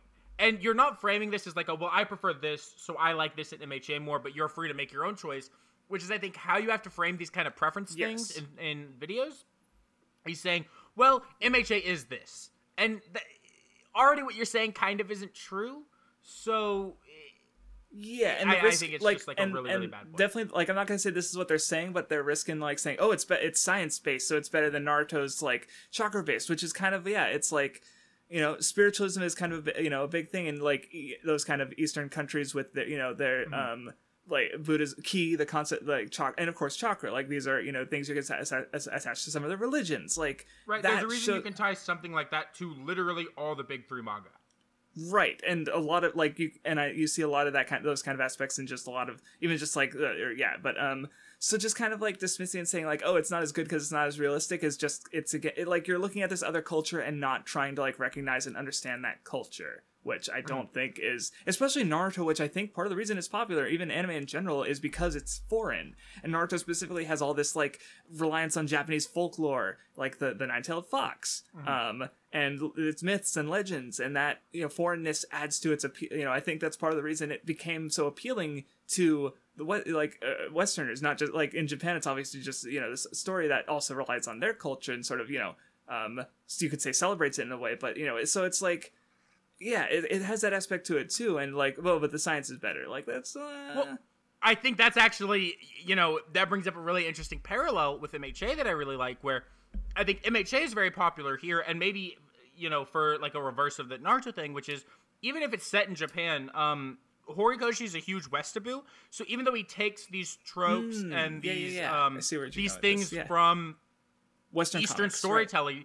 Right. Eastern storytelling, right? Yeah. There is a lot of Western comic books and Western storytelling in MHA as well, and I think that's why it's so popular here is because people can find, superheroes are huge right now in America, and people can find this common ground with Naruto that maybe they can't, or with MHA, I mean, that, maybe it's harder to find with Bleach, right? A story set in Japan where we're talking about these that leans heavily on Buddhism, like it's like Ichigo is. I've heard him described as a like kind of modern day Buddha, and Aizen is literally named after a Buddhist antagonist in Buddhist like myth, like that's a little more in a different way. Yeah, that absolutely. Or go on. And so maybe that's part of what makes it so interesting in Japan, because Western culture has always been big in Japan, so people really like this kind of mix of the two in a way that's very easy to.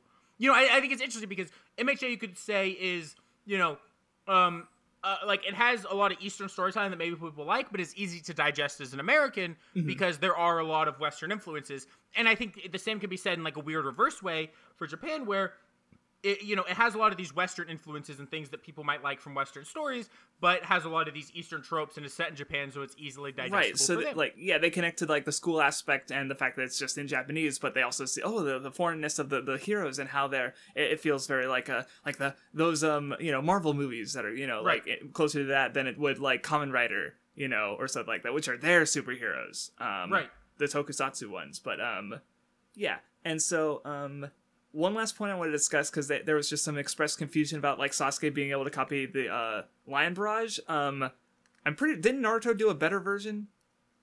Yeah. Okay, yeah. So that's interesting because so Lee does it through hard work. Sasuke is able to copy the movements through the Sharingan, but the only reason he's able to even get as close as he is because of like the physical hard work and training he has done, which Lee doesn't know about, but we see in the Sasuke's flashback he worked his ass off to try and match up to Itachi, but never could. Like he's like even at age 12, he's like nothing compared to what Itachi was at age 7. Like even though he works so hard, he's not able to match up. And then Naruto just imitates. Like Naruto doesn't even have the Sharingan, which allows him to copy movements and stuff. He's just able to do the same technique and better with shadow clones. So like Naruto's using his ability. Yeah, he's using like his ability, and this is something you see a lot with Naruto, where he's using the shadow clones to kind of mimic the movements of others and mimic things others can do just on their own. Right, he's using his own like what he can do to make up for his like. What others can do that he can't, like through his like ingenuity and his creative or that's the same thing, creativity. Like and you could even argue on some level it's showing how much stronger you are with multiple people as opposed to just with one person, because Naruto creates these clones and has these multiple people working together. Yes. Oh yeah, that's right. Yeah. And I think I forget if I mentioned it before, but I was also gonna say like they even specify that Sasuke can't do it he still can't do it as well as Lee or as long, because he does not have the physical like strength and endurance that Lee has. He's able to do it like this once, but like Lee could do it against like 5 guys in a row, and by that point Sasuke would be like, okay, yeah, I can't do that anymore, because Sasuke, it's like he's able to use his talents to make up for some of the difference, and like, but it's not like that's how he could do it basically. Right. And it's not, and like I said, the fact that he's just not as good at it as Lee, I don't think it's an issue. Because, and again, like, the fact that Sasuke is able to, like, if I had the Sharingan, I couldn't do it, because I, like, collapse after, like, 10 seconds of trying to sprint. Right. I'm not fit. So anyway, My favorite example being when Deku got acquainted with Mineta and Tsuyu, because they were forced to work together. And so, unlike Naruto, whenever the characters do anything or make choices for each other, it makes sense. And there is a good amount of narrative in each fight too. Now, here's what I think My Hero does wrong that Naruto gets right. First of all, Naruto has character inconsistencies, but at least it's entertaining. My Hero Academia is so goddamn boring. Dude, are you sure you want to go down this route? Yeah, you're gonna make a lot of people mad or something. It's so boring! How do you make an anime about superpowers, explosions, and heroes boring? Okay. So, two quick things.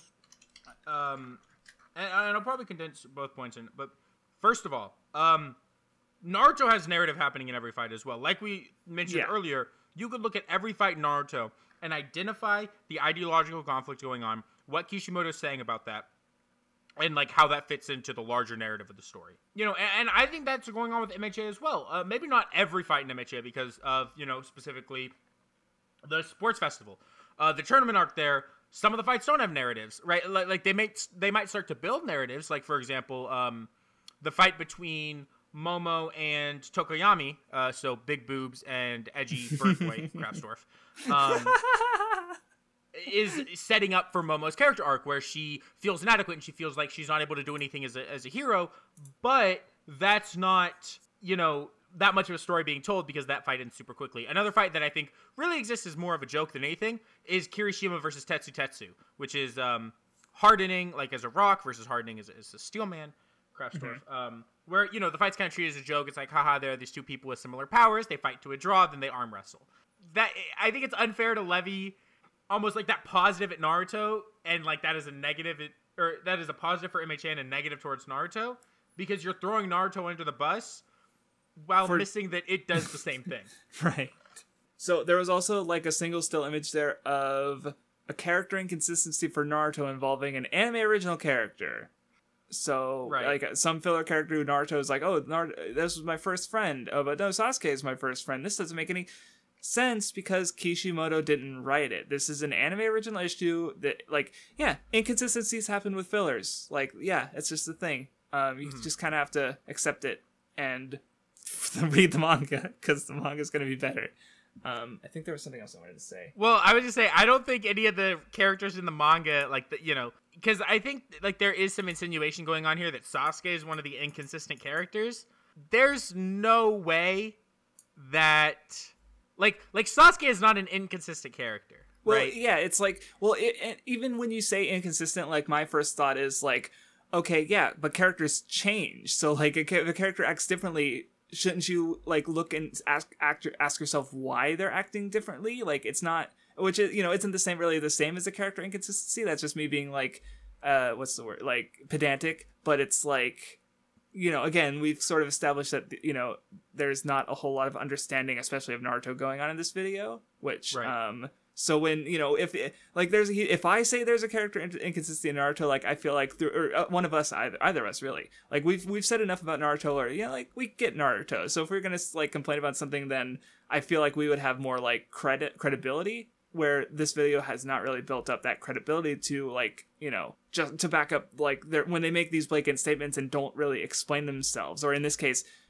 explain a character inconsistency that just it's not actually a thing. Because this character isn't a thing. Those were the main things I think I had to say. Did you have anything else to say? One smaller thing, there was a mention about how, like, the character interactions, like, oh, when a character makes a choice for another character, it makes sense. And I don't know what they're referring to, mostly because, like, they're talking about MHA, and like, they don't give any examples. And my first thought was like, oh, you know, when a character in Naruto made another choice for another character and it didn't go over so well? So the Sasuke retrieval arc, when Naruto's like, I'm gonna take you back to the village. And Sasuke was like, no. And that was, like, the big climax of the arc and Naruto's failure because he's not compromising with Sasuke. And so and that makes sense. There's a reason for it. It feeds into, like, what the fight and, like, what after the fight. And so it was just a point that I just, like, again, because they don't explain it, I don't understand what they're trying to say. And so I'm just like, okay, what? So yeah, like, again, just like, without evidence, what am I supposed to say or think? Like, aside from you're wrong, because here's this one example that I thought of that that doesn't, you know, that counters your point. Like, It's Right. such it's just not a good point. The best story arc, in my opinion, was the first time the League of Evil X's or whatever attacked the kids at a training exercise. Because A, it tested their abilities and how to effectively work together. B, while getting to know each other due to only being classmates for a short time. And C, tested the limits of All Might and if his will to save his students is stronger than his illness. It was awesome, it was intellectual, it was emotional, it was suspenseful. That is the kind of thing you want to see in an anime about superheroes. Okay, so I know he's not finished his point, but I'm about to lose my point if I don't make it right now, so I have to. Which, first of all, this wasn't the League of Villains. This was Shigaraki and Kurogiri and Anomu. So this was like the League of Villains technically hadn't even formed yet in the story. Right, it didn't happen until after Stain. You're right. I hadn't even thought about that because it's been so long since I touched on this material. Right. Another big thing to point out is that everything you said about this arc, literally every single thing, word for word, you can apply to if you want to get larger with it. But specifically, I like to call it the Bakugo retrieval arc because I think it's funny to call it that. But you know the hideout raid, no, maybe that's not what it's known as. Whatever. The arc that has all for one versus one for all.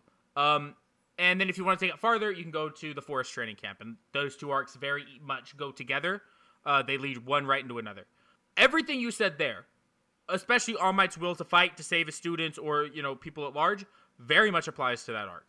So you're not explaining how this arc is different from other arcs. If even then, what you can say about this arc, you can apply to the Overhaul arc, just All Might's not in that arc. So if you were trying to make the argument that, well, All Might is what made it interesting, okay, here's another arc that has all those things and All Might. But if you want to talk about another arc that maybe doesn't have All Might, but has those same ideas, and now it's Deku, our main character, doing that, we can look at Overhaul. So I don't like this point at all, because you're not highlighting why this arc is different from other arcs. Right, like the only reasoning they have going later is that this one just happens first, really, which is also part of their part of the problem, but or with his problem with it, but And then All Might barely beat the villains, so next time they attack, they'd have to be ready. So what do? They go back to classes. Yay! Hero internships. Woo! Yeah. What the heck happened to the? What? At least in Naruto, after the Sound Village attacks, or really any villain attacks, they have to train for the new threat and then go tackle the new threat, because they're gonna go kick some ass. In My Hero, they have to go decorate their rooms? Who cares? The villains are attacking! Why are you showing me all this boring school stuff? Every time something really cool happens, they ruin it by going back to the boring stuff. Okay, So I had to pause it. So first of all, this is, again, a lot of what you were doing with Naruto, where now you're, My Hero Academia, at the core of its story, is about the combination between their lives as a hero and their school lives. The manga also makes it very clear that, for them, training is school. For example, the forest, where they go in, it shows us what training your quirk is like. There's the chapters where, you've already mentioned two of them, right? When Bakugo flipped his arm around, that was training. That was them training in a school environment. Another one, the internships are them learning to be heroes in this society, because the hero society and what that means is a large part of MHA. Another example, there's a moment where we see them training their quirks against Mirio, right? And that's a training exercise. And then we get to the part that really upsets me, where you talk about the cool Overhaul fight. And then it goes to the boring school stuff. And show the school festival, which is an arc that is thematically the core of the series. And a good follow-up to the Overhaul stuff. And they even address the fact that it's not the action stuff, where it's they want this to happen because they still want to be normal kids. And have the normal school stuff, because they are still children. Which I think is also kind of feeds into the what I think is incorrect about the Naruto comparison, is because the characters in Naruto, once they graduate the academy, they are soldiers. They are child soldiers. Not that they even aren't necessarily in child police officers would be a bit more accurate, but they're not considered true heroes, even though the main characters regularly get involved in having to do actual hero work by happenstance or by Overhaul, because they've earned it. But in Naruto, like, the fact that they're child soldiers is literally like that's the whole reason Obito turns and falls, is because he doesn't want this world where children have to fight and die as soldiers. So it's like that's why they don't have school stuff, because they're soldiers. So like saying like, but this is considered a flaw of the shinobi world. So it's like you're pointing at that he's pointing out this thing that he likes in Naruto that's considered a flaw within the setting, and looking at ways in which the MHA is just a better world where these kids are able to like grow up and be children and not be expected to fight and die. Naruto's 15 during the war. Like, he's younger than he's like the same age as Deku. Like, Deku's like learning how to use One for All, and Naruto's fighting in a world war that will potentially like leave everyone on the planet dead. Like, he's a kid. So it's like, it just doesn't. Again, it goes back to like looking at one series and wanting it to be something it isn't, because MHA just would not be My Hero Academia if it wasn't about these kids growing into heroes and not being heroes yet. Yeah, well, I think like just to give an example of something I think is phenomenal that MHA does, that I don't think I've seen a single person ever mention this as something I think the manga does that's like super cool, is when these kids, and this is kind of part of the point of MHA, is when they first arrive at UA, right? They get excited about doing hero things, right? Like, they show up and they're like, okay, we're gonna go do hero training. And they're all like losing their minds, like, oh my god, we get to wear our costumes and go fight with our quirks. This is awesome. But as the series goes on, and by the time you even get to a school festival, they're excited about normal school events because they are still kids and they want to enjoy their youth. So they get excited about a school festival coming up, right? It goes from being, oh my god, why are we doing a boring, like at the beginning, right, when they have to pick their class rep, they're like, this is so dumb and boring, why are we doing a normal school activity? And then when they get to the school festival, they're excited about doing a normal school activity. Like, they're happy that they get this youthful experience.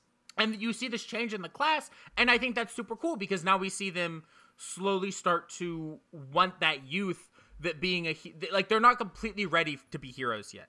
And that is like I would say that's kind of like a key point in MHA as a story, is they're still kids and they're learning how to be heroes. And the school festival is part of UA learning about being heroes and, you know, growing as heroes. Yeah. I don't think I had more to add. You can't just backtrack in your story without a reason. Something has to change. Also, Stain. They could have done something really cool with Stain, but instead they just okay, bye. They could have had like a hero who was like Batman, who didn't have powers, but like still owned people. They could have had Todoroki not just, you know, ice blast all the time and actually do something creative. So much cool stuff could have happened in My Hero, but they didn't. They just kept showing us what's about school. And one more thing, I hate Bakugo. All he does is scream and hurt my ears and get really mad and scream and tell the other kids to go kill themselves. And is he really hero material, like the school bully? Okay, I have a confession. I haven't watched this video all the way through. I turned it off. I turned it off the first time. I think right after he said the thing about the first arc being his favorite. I was like, okay, we're watching this for EW. I don't want to watch this because I hadn't seen the cross video before. Okay.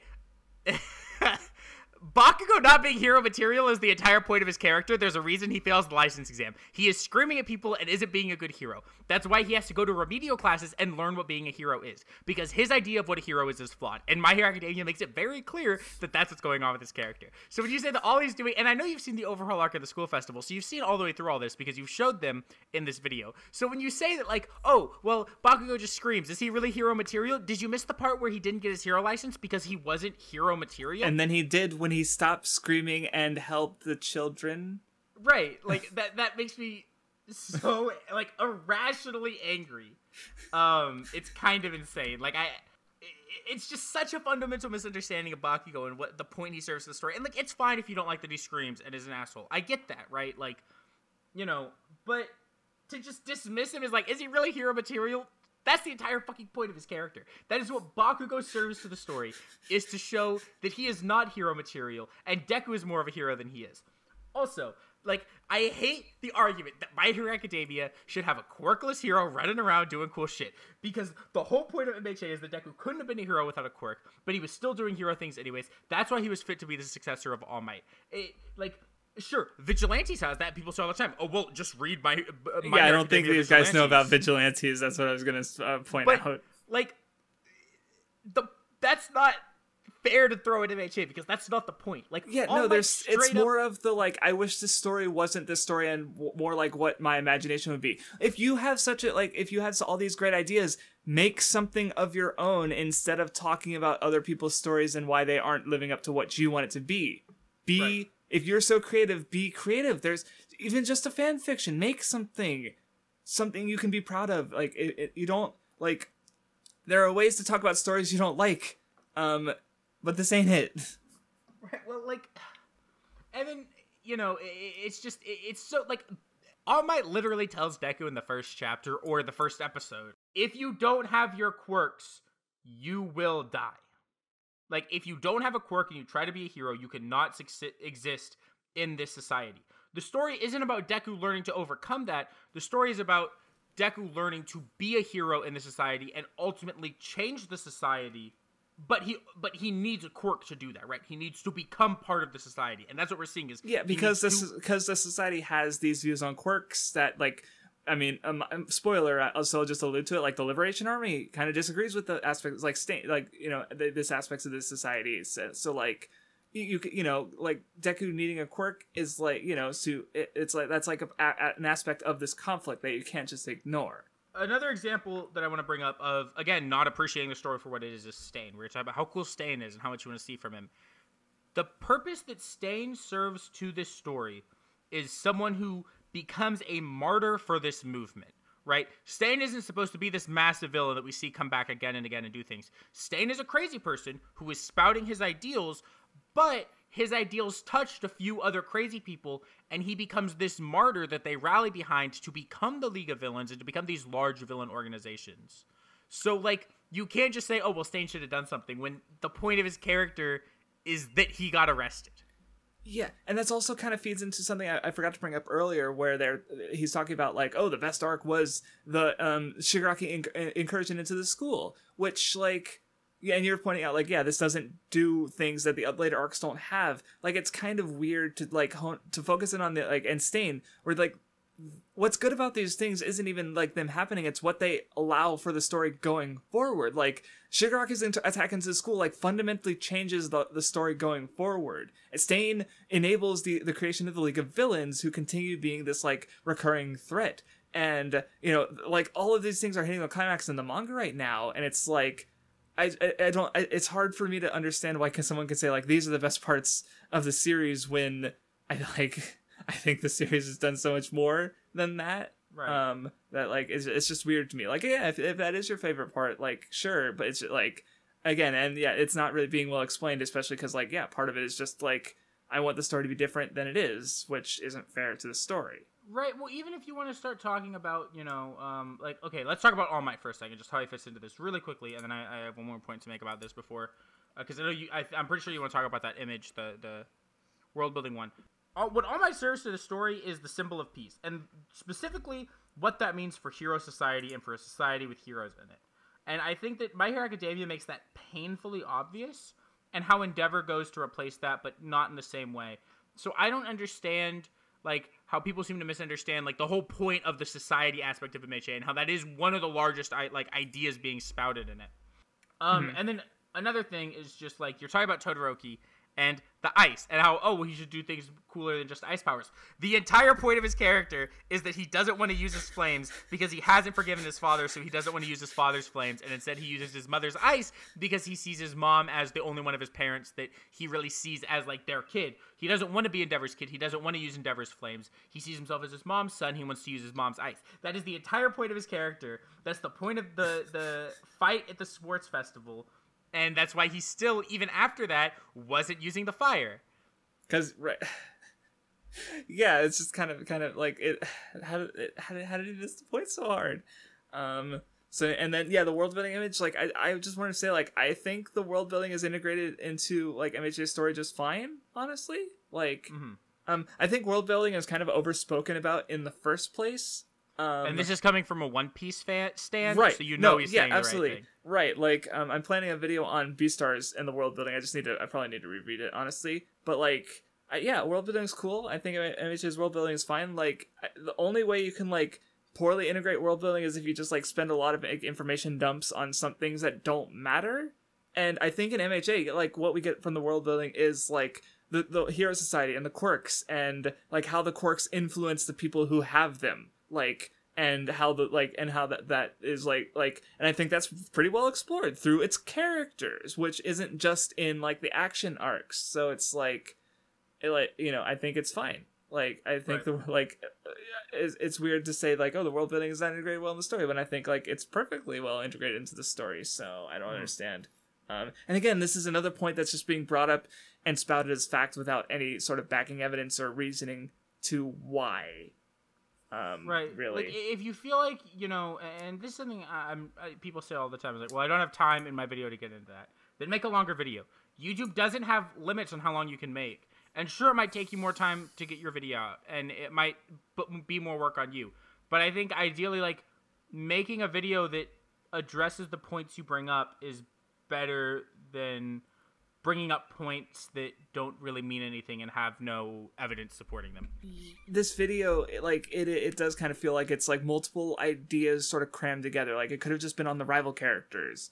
It could have just been on like the setting or stakes, or there's just so many points of art like being brought up when it's just talking very broadly, and because it brings up so much that it needs to go into, but it can't go into. So it's just like, should it have been shorter, or should it have been longer, or it's like it struggles to function as having like, even when like I'd argue like just the whole just general conceit of like following the formula is just fundamentally flawed. So anyway. And another thing that personally annoys me, teachers don't do jack shit. They just watch Bakugo bully the other kids. Like, come on, you're a teacher. Yeah, you're teaching him how to be a hero, but like, you're also supposed to teach him how to be like a young functioning person. So usually I introduce things in my video in thirds, so here's an example of a series that I think does this formula correctly. Okay, so I should have waited before pausing, because now he's going to talk about Haikyuu, so I just want to finish up his MHA points so we can then talk about Haikyuu when he talks about it. Teachers do things all the time about Bakugo. Like, for example... Go on. There's a moment, even early on, Bakugo is going to attack Deku, and Eraserhead cancels his quirk and pulls him off. Bakugo and Deku get put together against All Might for their midterm as a way to try to grow them closer together and stop them from fighting. Which, guess what? That is a very teacher thing to do. That is a very adult way to look at the situation. That happens in real life. Sure, you could argue that that's not the best way to do it, but that is especially very in a realistic. superpower school, yeah. Right. That is very realistic to how that shit goes. Like, I have seen two people who cannot get along be put together because adults are like, well, they'll get over it. And sometimes they do, and sometimes they don't. So, and then what were you going to say? I was going to put, because there's the part of like Deku's like all his limbs are broken and All Might's like, figure out yourself. That's not what happens. Like, there's a little point where like Healing Girl or the nurse is like, yeah, I ain't doing this anymore. Figure your shit out. And like, All Might has to teach him how to like use his powers in a way that doesn't break his limbs. And that goes further into like what we've seen with like Shoot Style is he's using his legs that he hasn't broken anymore. Like, and now that he can't break, he's able to use his powers in a way that doesn't break his limbs. And then like he gets the glove, so like he's capable of using his powers in a way that doesn't hurt him because like he's had this mentor figure here to make sure that he doesn't do that, and which completely contradicts what they showed. Right, and there's also like Eraserhead literally tells him like, hey, I'm going to expel you if you can't find a way to use your powers because you are a danger to yourself, and I'm not going to allow that in my class. Yeah, I felt like that was something that happened. I just couldn't remember for sure. It's at the beginning when they're doing like those tests, and he like Deku's going to use his full quirk like 3 times, and Eraserhead stops him and says, "You're not like killing yourself." And so that's when Deku just uses his finger, and that's like a whole thing where now it's like, okay, well now he's trying to find other ways about it, and then it's the fact that he can eventually use his quirk without hurting himself. It becomes this like plot point where he's told by everyone at the school, like, you have to figure this shit out because you need to stop hurting yourself.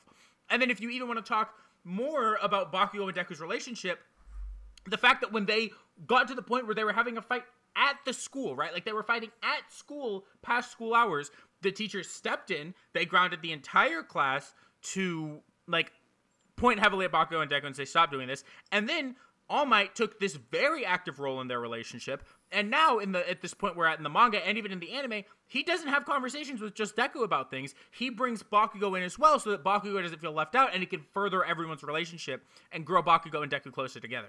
Cut this out if it's a spoiler, whoever edits probably what.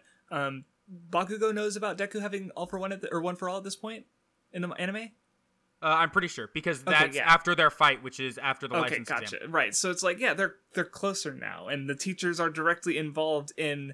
How do you get that far in the anime and not realize that when it's literally just like Deku and Bakugo are literally not like at it, like Bakugo's not at Deku's throat and All Might is literally involved. Like Bakugo is like one of the few people who knows about that, like the only student still, I think, he's the only student that. And there's even parts where, like, Deku's using shoot style against Bakugo when they fight, and Bakugo tells him after that, in, like, this super friendly and constructive, but also fucking amazingly Bakugo way, he's like, it's way fucking more annoying when you throw in your punches and your kicks. I think that's, like, word for word what he says. And Deku thinks about it, he goes, wait, Bakugo's helping me. And then he starts doing that.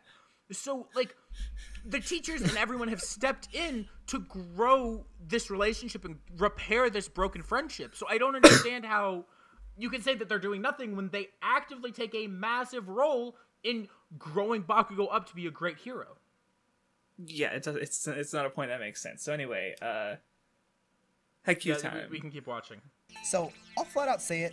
I don't really like sports anime, and I think a lot of people also don't really like sports anime, and I can feel you pulling away, but when my friend first tried to get me to watch this, I was like, volleyball? Like, I don't care about volleyball. But by episode 4, I was like, in the center, they orchestrate the offense of the team. It's Haikyuu, bitch! This is an anime that gets the formula of rivalry, friendship, and the sport, and the background characters all correctly. This is Hinata, the Naruto of this show. A volleyball player who is really short but has amazing jumping power and speed. He's really athletic, but he can't defeat a real volleyball team all on his own with his makeshift middle school team. So when he gets into high school, he's forced to work with the guy he faced off against, Kageyama, the Sasuke of this show. And although they're rivals, they still have to work together to obviously beat other teams. And you can't just play volleyball with 2 people on the court, so the anime comes with a cast of different people to all help line up their defense. And dude, this is one of the only animes where every character is actually important. So really quickly, first things first, there are characters that I know, and I'm not even going to say who they are, you don't know the name of, and you won't until Nationals. Because they literally are on the team the entire time, and the manga does not bring them up until Nationals. So, like, that's my biggest problem with talking about Haikyuu right now, is it is one of my favorite manga. I have this large personal history with the series, and I have a lot of affection for it. And I like it more than the other 2 things we're going to talk about. And it's so hard to talk about Haikyuu, because, like, the manga is so much farther than the anime, and there's so much shit I don't want to spoil, but, like, the first thing I'm going to say is, a lot of what you just said just doesn't hold up as the series goes, and it's not that, like, oh, well, later things recontextualize everything. It's like, no, later things made everything else more clear, but as you watch, it becomes more clear. I have more points I want to make, but I just want to get through more points. I had to stop it there because, like, I'm legitimately, like, getting a little upset. Well, and one thing I want to say, because he brings up I don't really like sports, or even sport anime, but this one, like, come on, no one who watches sports anime goes like, well, I only watch Hajime no Ippo because I'm into boxing. Like, yeah, that's not that the sport can't connect to people. Like, Yuri on Ice got huge with professional figure skaters because it's an anime about figure skating that's super well produced and shit, but, like, it has this broad appeal. It's not no anime is only trying to appeal to that niche, right? Like, Chiharu is super popular in the West as a sports anime. It's about a sport that we literally can't play because you have to understand Japanese and be able to read these poems to fucking play it. It's literally my favorite one of my favorite anime, and, like, so I'm just tired about the whole, like, I don't really like care about the sports anime, but this one was good, where it's just like, Haikyuu. Like, he's saying, like, he's bringing up sports anime, like, people are gonna be, like, does the ring thing, like, people are gonna be repelled about him talking about Haikyuu. Yeah, so obscure and niche, right? Right, and, like, you know, I'm coming as someone who legitimately loves sports anime. On some level, I think part of it is because I do like sports, even if I don't watch them very often, because I don't like actively going and sitting down for 3 hours watching an entire, you know, basketball, soccer, football, whatever match, even though I love when I just sit down and watch 30, 40 minutes of it. I always find it super fun. That's like the first thing. But also it's like, yeah, like people don't, yeah, exactly. Like people don't watch sports anime. I mean, people do, but most people don't prefer, like, okay, for example, I'm going to give two people I know who love, like sports anime is like the only anime they watch. So it's my sister and my brother. Both of them, Haikyuu is their favorite. They're both swimmers. Like my brother's going to be a swim coach. My sister has a full scholarship to a Division I college for swimming. They don't like Free because even though it's a swimming anime, it strays too far from swimming in some aspects. And as a swimmers, they couldn't relate to choices the characters made because they were never choices that they would have made. Okay, yeah. Because of the ways that as an anime, it deviates from real life to tell its story. But they love Haikyuu. They love Yowamushi Pedal. They love Kuroko no Basket even. They love Days is like a soccer one they like. So, you know, there are people who just love sports anime because a love of sports and like that kind of storytelling really connects with them. Like there is a huge market for sports anime and sports manga. It's why there's so many of them. Yeah. And I guess, well, part of what I was trying to say was that, like, if a sport anime was only trying to appeal to people who played sports, or even just like this, or, you know, broadly, not just the specific sport, then it wouldn't be fucking made, because that's a pretty, like, I mean, not that, you know, sports aren't popular and stuff, but it's like, it has, something has to have more of appeal than just, like, people who can specifically relate to it. Because, like, yeah, like, as you just pointed out, your family who likes sports is able to connect to a lot of them, you know? And you as well, because you, even if you don't, or no, you play volleyball a little bit. Yeah, so but with like, friends, not with right, not like professionally or anything, but you literally play it. You know, that's what. Right. Yeah, that's. So was it? And I only play it because of Haikyuu. Yeah, because, exactly. Right. Like that's my the friends, other thing. My friends who I like, my real life friends who I play with, only started playing it because of Haikyuu, because they watched Haikyuu and were like, this seems kind of fun. So then we got a group together to start playing and found out we actually really enjoy playing it. So now we play it all the time. Right. And I was going to say, like, part of, like, professional karate is more popular in Japan because of Chihayafuru. That's why, like, the literal government has, like, helped fund seasons of Chihayafuru, because it's, like, this, Japanese, like, it's this Japanese cultural sport that can only really be played by Japanese people. So it's, like, Chihayafuru sort of celebrates this specific aspect of their culture. So it's, like, the fact that this anime has helped it get more popular, and manga, of course, that, like, they literally fund it. So it's just like, I just find it, why he's acting like he's gonna scare people away by talking about sports anime. Right. I mean, the image I just posted, I think, says it very well. Yeah. Things get more popular when people like manga of them, and it's not that Haikyuu's popular because a lot of people play volleyball. It's that Haikyuu is good and it makes people interested in volleyball, and they go out and try it, and maybe they like it. 2014 was when the anime started, right? I think so. Because that's when it really starts to shoot up. Yeah. So everyone is really cool and is really likable and has a special skill that helps them get points in the game. This anime isn't only about just winning or losing, it's about teamwork. And what I'm trying to get at is that it makes the rival duo thing make sense. Look at them. Sasuke will never look at Naruto like that. So in conclusion, yes, Naruto is worth watching. My Hero is worth watching. But both these animes, in my opinion, are not worth finishing. We're almost done. We should just finish it, honestly. I don't know if I can, because I went like, the problem is I really wanted to make a point about Hinata and Kageyama's relationship. Okay, that's fair. And then we could talk about that, but I got to talk about this relationship. So, yes, Hinata and Kageyama are rivals. At the end of the day, they are, like, you can argue that they're rivals who grow and push each other to be better. And, you know, when Hinata first arrives at Karasuno, the first thing he says is, I'm going to surpass you, I'm going to beat you, you know. But now we're working together. And it's that rivalry that pushes them to be better. But their relationship is inherently very different from Bakugo Deku and from Sasuke, like Naruto. And I think a large part of the reason for that is because, like, you look at Sasuke Naruto and you look at Bakugo Deku, both of them have known each other for a long time before the series starts, right? They know about each other, and, you know, Sasuke has contempt in some ways and respect for Naruto in other ways at the start of the series, right? Like, he doesn't like the way Naruto acts and things, but he respects the fact that Naruto's always been alone and knows what that's like. Mm-hmm. Deku has just contempt, or Bakugo has just contempt for Deku at the start of the series, and right? learns to respect him, right? Right. Kageyama and Hinata very quickly become friends, and like the whole thing is that like the difference is Bakugo and MHA, like those two, like you even already brought it up and somehow missed the point.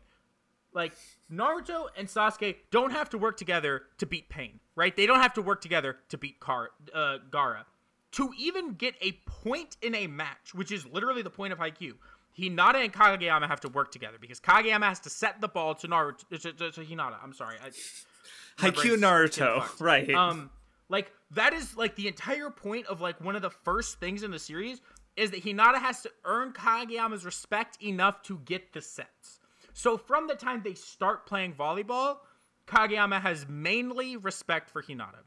That respect only grows and their friendship only deepens because at the start, they can only, like, the way that they want to play, they can only play with each other and they can only do it together, which is a very key difference from both MHA and Naruto that you seem to be missing. And, like, yeah, it's great to say, well, this friendship rivalry is better and this one isn't.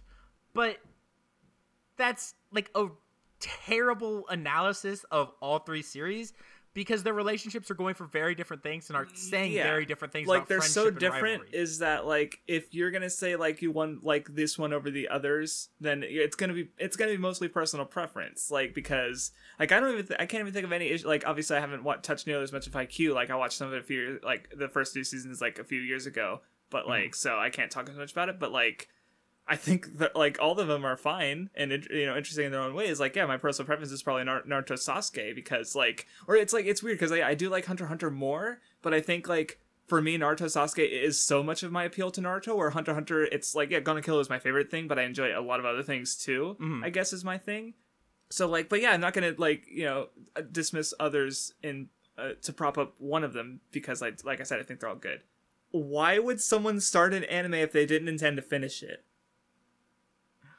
Because why would you recommend it that way? Like this has some similar energy as just skip Skypiea. Yeah, just start like watch Naruto, watch about 20 episodes. After Rock Lee Gaara, you could probably stop it because that's when it gets bad. Like what? No, you have to finish a series you start. If you're going to, I mean, you don't have to, right? Well, I don't like. Yeah, I don't. But I don't know who like even Digi, who drops a million fucking or what has also dropped a bunch of anime.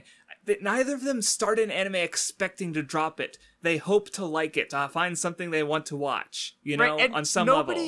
Nobody would tell someone to start this, but don't finish this, right?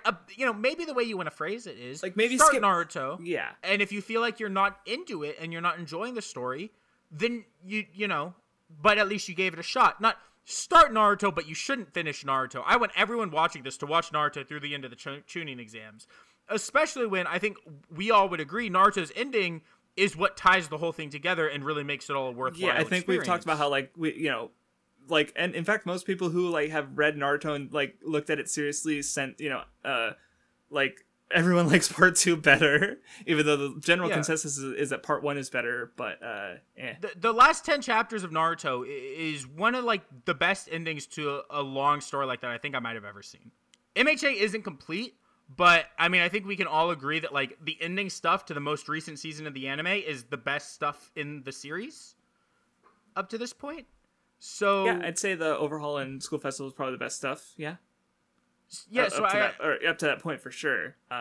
So I don't understand the idea of starting and not finishing it when a lot of instances, and I would say honestly in a lot of instances just in like long shonen manga, generally they just get better as they go. Haikyuu's very much the same way. Like, Haikyuu of only course, gets like, better. Their story is about improvement, and it makes sense that the people making them would just get better. Like, you see, like, you could look at the art evolution and, like, Kishimoto's storytelling gets better. One Piece, one of the things I love about it is the fact that, yeah, it's gone on so long, but also Oda's just consistently gotten better as a writer. Like, he's still getting better. It's insane how, and that's part of the appeal. I think, and so you're just gonna say, yeah, just stop after the tuning or the Sasuke retrieval arc and like get this story without its resolution. But like people don't like. My little brother likes to watch and rewatch. Like he likes a long series that he can rewatch. You know, so he really got into Kaiji because it's 50 episodes and it's super bingeable and rewatchable. Like he likes stuff that he can finish. He's not gonna watch like I'll just watch like 10 episodes and I'll just stop. Like no, he's gonna want to finish it. Like why would someone it doesn't make any sense. Yeah, that's. I don't want to say that's by far the worst thing we've heard in EWB to this date, but it's definitely up there in terms of just completely missing the point of anything. Well, like, goes even beyond just, like, the stories he's talking about. This is just, like, missing how people consume media. Like, I think it's almost on some level missing the point of stories for, like, you don't watch a story because it's a little entertaining in the middle or something, right? Stories have beginning, middle, and ends, not beginnings and mid. Yeah. Like, you know, saying, like, the ending is paramount is probably a bit too far, but, like, it is pretty important to, like, tie everything together. Like, I've got moments where, like, I'm gonna play this or watch this thing to make a video, and I start it, I'm like, I'm not feeling it, and by the time I get to the end, like, everything's clicked together, I'm like, I can make a video now, my brain has ascended. Like, you don't get it until you finish it. Mm-hmm. So why would you suggest people not finish things? It's just a baffling point. We're almost done. By the way, Craftsdwarf, cut this out. What? I think you missed my joke. I think you think I cut out. And I'm sad. Oh. There's too much BS towards the end with empty promises for the viewers. Honestly, if you want to know more about the Naruto stories, but you want to cut out all the filler and the BS, I recommend playing the Storm games. It's the actual story, but it's integrated with super beautiful gameplay. Did he just say that, Crafts? Yeah. And a neutral Spanish option. Naruto, tú eres mi bella wife. So, I guess in conclusion, Kagebunshin no Jutsu just isn't Kagebunshin Legitsu. So I'm gonna stop it there. There's a little bit more after. It's mostly like end cards and promotion and gotta stop. Or no, can you see the disclaimer? Yeah. Okay. A couple more things to talk about here. Okay, can we save this image for last? Because that's a whole other discussion. Cause holy shit. Like, so, well, there's the part where Naruto's like, hey, Sasuke, we've always been friends, right? That's the whole conflict, is that, like, Sasuke's, like, literally just leaves the village, and, like, they're not, no. They haven't always been friends. They weren't friends, and then they became friends at the end, and even when you see at the end, they weren't friends, then they became friends, then they weren't friends again, and then they became friends again. Like, no. Right. You can't just say, like, oh, the whole point of the story was that they were just they've been friends the whole time. That's not what's happening. Right, and you can correct me if I'm wrong, because I might be, because I haven't seen Boruto, but I've seen some screenshots, especially from the flashback arc and some other things, and it seems like even at the end, after they became friends again, they don't talk a lot, right? Like, they aren't... No.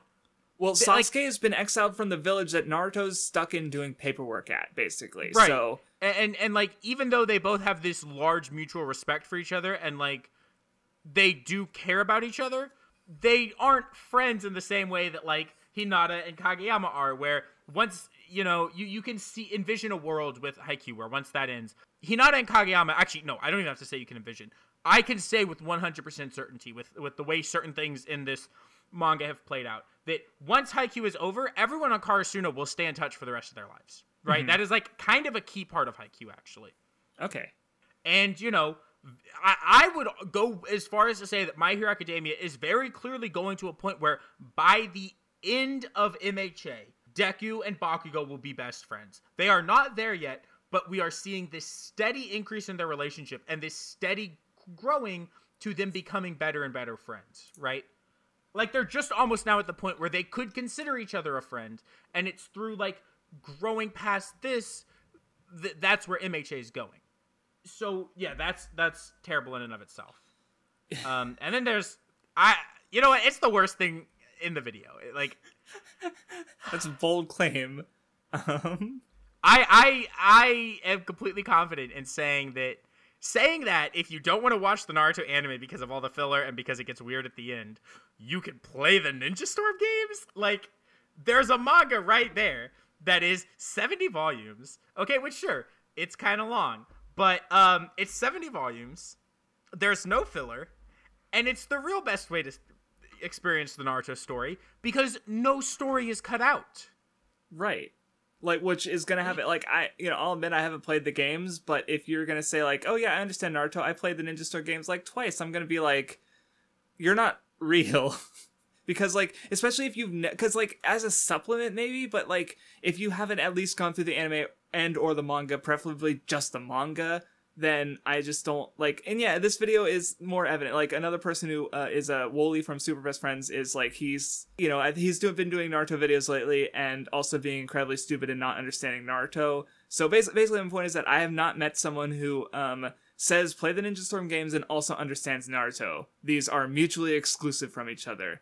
And as far as I'm concerned, because it's like, yeah, if you want to go through the story in a different way, sure, but that's under the like knowledge. Like you should have already gone through the story and already gotten it from everything in the manga, basically. Or you know, I'm not gonna say you can't get the point from the anime, but yeah, it does have contradicting material to it. So it's like but they also add stuff that like I watched the Naruto versus Sasuke final battle, and they add scenes to that really like they understand the point of the fight and what it's going for, and add things that like support that meaning. And make it more clear, and like, so it's good, you know, they add stuff that's good too. They don't just add the bad filler. But so I'm not gonna say like, you know, I don't want to dismiss anyone who does enjoy Naruto from the anime, but my thing is like, you know, the anime is the anime, the manga is manga, but if you have issues with one of them that's not in the other, then consider checking out the other. And the games I don't have a perspective on, but it's like, no. Well, I think a big thing to say, right, is that the anime adds more content than the manga has, right? Like there is extra content there, things are stretched out, but it still adapts everything from the manga, right? If it's in the manga, it's in the anime. The Ninja Storm games do the opposite. They cut things from the manga. They do quicker retellings of things from the manga. There's more emphasis on just the fights and less emphasis on talking and the character development. Like, I don't know exactly, but I'd be willing to bet the Tsunade retrieval arc is insanely like butchered. Yeah. It's just because yeah, there's so much to it that's not in the fight. Right, there's one fight, and you're not gonna have a 2-hour cutscene to show everything. It's probably a 10-minute cutscene that skips through everything. If that, a lot of the stuff it's skipping through is like major thematic out. Like Nunmanji's been posting on Twitter because he's been reading it, and he was posting screenshots from it the other day. And I'm reading these, and I'm like, this is the point of Naruto being said here. Right, so you can't just get the point of Naruto in this game that is basically going to be cutting out the point so it can focus on things you should already know because it's marketing itself to people who've already watched or read Naruto. Like, that's the only, like, you know, this is kind of the opposite of what I was saying, but like, because it's a tie-in game. Obviously, that's like what it is.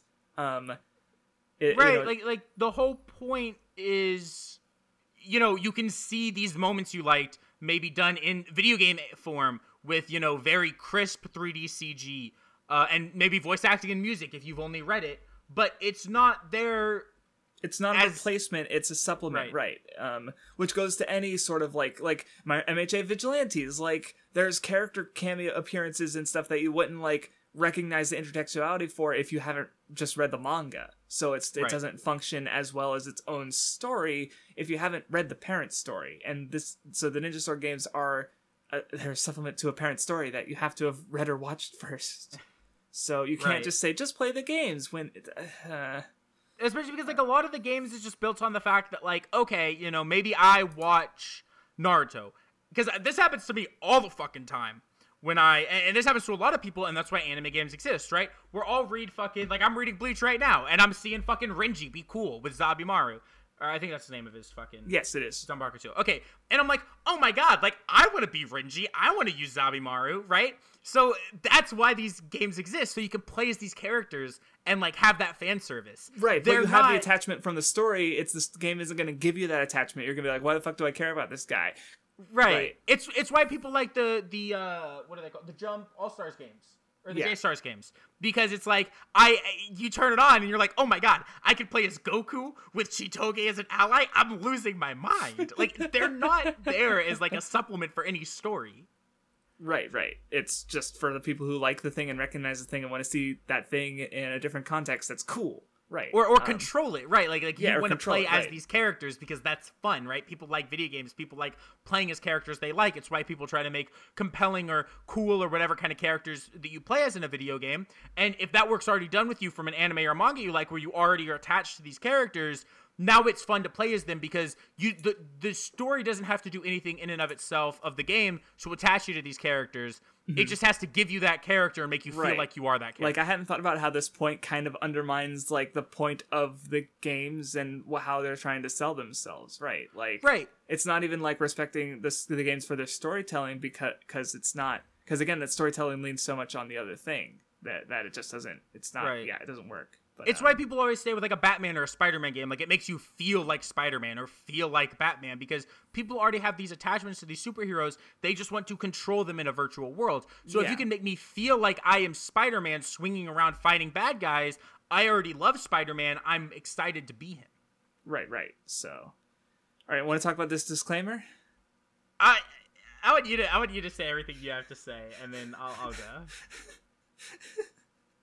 So after this video, I mean, like, he already said, like, oh yeah, they're good in their own way. They just also suck in more ways than they're good, but they're not bad. So it's kind of like backing away from like having the point that is being said. Like it's trying to like basically, you know, the video already doesn't have any bite to it because it's just lacking in points. Like if it's a jaw, the muscles are just like weak basically. But also now this end card like files down the teeth, so it's like it's just like you're not even trying anymore. So in this last line is probably the funniest part of the video. As someone who didn't like the jokes, anime going bad is usually due to the publishers. Anime is going bad. Right. Excuse me. First of all, I could be wrong. Okay, I've been known to be wrong before. I'm like 90% sure anime don't have publishers. No. They have studios, producers, and networks that they go on. Right. Like manga has like Shueisha is a publisher. And they produce the anime, right? Like they do give, you know, Studio Bones or Period money, but they're not publishing the anime. They're producing it. Like it wouldn't even be accurate to say like, oh, the problems with the Naruto manga are because of, you know, Shueisha. Who owns Shonen Jump, who hires and employs the editors who manage Kishimoto and his assistants as like the story. Like there's so many layers removed there that it's just functionally like doesn't say any like, and yeah, it doesn't even apply to animes. Like you could say producers, but even then it's like you can't even like with the One Piece. I know more about the One Piece anime production because it's like, yeah, there's multiple people involved. Like Toei, Shueisha, you know, like not just the like Oda doesn't have a lot as much say in it. Like certain decisions are made by like you know, everyone at like boards, you know, committees. Even before like you're talking about just the anime staff. Like the anime staff alone is not responsible for what happens in the One Piece anime. That's just the example I'm using because I know about the One Piece production better than I do Naruto's. So it's like go on. I say this screams at me as someone who's coming from a video game background primarily, because this is something that we see happening in video games a lot sometimes, and even then I think it is a little bit overblown, where it's like this studio wanted to do this, and EA stepped in and said, you have to have your game be always online because that's what we want for our DRM, and now the studio has to do that. Or a publisher comes in and Activision's like, you need to have DLC. And so now we need to rush this game out the doors because like for the holiday season, or because like Halo 2 needs to come out with Xbox Live, like that kind of thing. But even then, you can't say that something going bad is usually due to the publishers, because a lot of times we don't know why something is bad until stories come out of the development or of the writing or the actual making of, right? Like, for example, Death Note, you could probably argue Death Note has issues in its final arc because of Shueisha, because we know from Bakuman basically being a story about two guys' lives that they were kind of pressured into continuing Death Note. But you know, as another example, WattheWut and I are not happy with the ending of Kimetsu no Yaiba, and it is pretty apparent that Shueisha is not the reason that Kimetsu no Yaiba went bad. They've talked at length about how like, or they talked in interviews and stuff, the editors, about how like they're just letting series end now. Like they're not like, it's very different today where like, yeah, with Death Note they forced it to go on longer because it was getting anime. With Kimetsu, which has had this super like well received anime, and like the volume, it's like the fastest selling manga ever. Like it has broken the record for most volumes sold in a single year that One Piece has held for like almost a decade. Like, or no, actually, yeah, a decade now. So it's like, but they're not forcing the manga to go on longer, like, because that like there's no reason to. It's already ending. Like, why would like, and apparently, yeah, the ending's not very good. And the problems with the ending are it's not quite over yet, but still. Well, there's one chapter left. So. Yeah, no, that's what I mean. At the time of this recording, because this will come out and the last chapter will be out, I assume. So I just want to make sure there's no confusion about when this was recorded. That's true. Yeah, at the time of this recording, we're in between the penultimate and the final chapter. So again, like, and also like it's very clear that Gotoge was the issue there. But you know, even though we don't know, maybe the editor specifically was like, well, maybe if you did this, that would be really good, or you know, or maybe there was like a slight, because like there's a whole thing with Jump where you have to say like, I'm gonna end my series here, and you have to give them more than 6 months of warning. Like with Gintama, that wasn't enough time to finish the manga, so the author had to finish Sorachi. He had to finish the manga in a different magazine. So which is why the last volume is a little bit larger, right? And so Gotoge maybe they did the reverse, where now the final fight's really long because they had to make it longer to fit within that 6 months because they couldn't end it before a certain point either. So maybe that's what happened, and part of why the last fight isn't as good as it might have been, or maybe she's just not as good. You know, I don't know. I haven't read Kimetsu, so. And I think that's part of like our thing is like we can't if I just watch My Hero Academia, right, or even if I just play a video game that people say the publisher made bad, right, I can't claim to know why the external reasons for why it's bad, right? I can play it and be like, yeah, this is pretty shit, and here's why. Like the internal, like this is why the game or the anime has issues. But you cannot, without definitive proof, saying like, okay, say that you wanted to list all your reasons with all your problems with Naruto, right, and all the reasons you think it's, you know, whatever, a bad anime. Even though I know you're saying it's good, but say you wanted to list all the reasons why Naruto's a bad anime. If you know, you can go down a list and say, okay, who decided this? Who decided this? Who decided this? And like, you know, a lot of times it's committees or multiple people deciding these things. But say you could find like some kind of like commonality across all of them, you know? Well, okay, now we could point at the external reason. But that doesn't happen with anime or manga, right? Like we are never privy to that information. So you can't claim that it's due to the publishers when anime also just doesn't have publishers. Right. Yeah, and so I'm looking at this a little bit more, and I'm noticing even more. I think like, there's a phrase, I think they're good in their own way.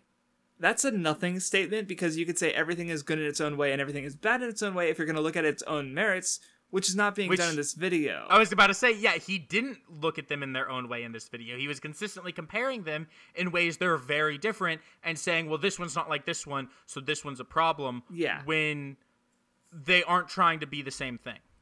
So yeah, I'm gonna rescind my earlier statement. This isn't like a jaw that has had teeth filed down. They have just removed the teeth, and this dog is trying to gum me to death with its weak jaw muscles, and I'm like, okay, you can stop. Jesus Christ. I know, I painted a sad picture of a dog. I'm sorry, I didn't mean to. Dog. And then also the anime is going bad. Like, they start okay, and then the publishers go like, well, this anime is too good. We have a problem here. Like, what? I love that. Like, people like Naruto too much. Kishimoto, can you make Naruto and fucking Sasuke not be friends anymore? Can you kill off Neji in your anime? Like, that doesn't make any sense. All right, I'm done.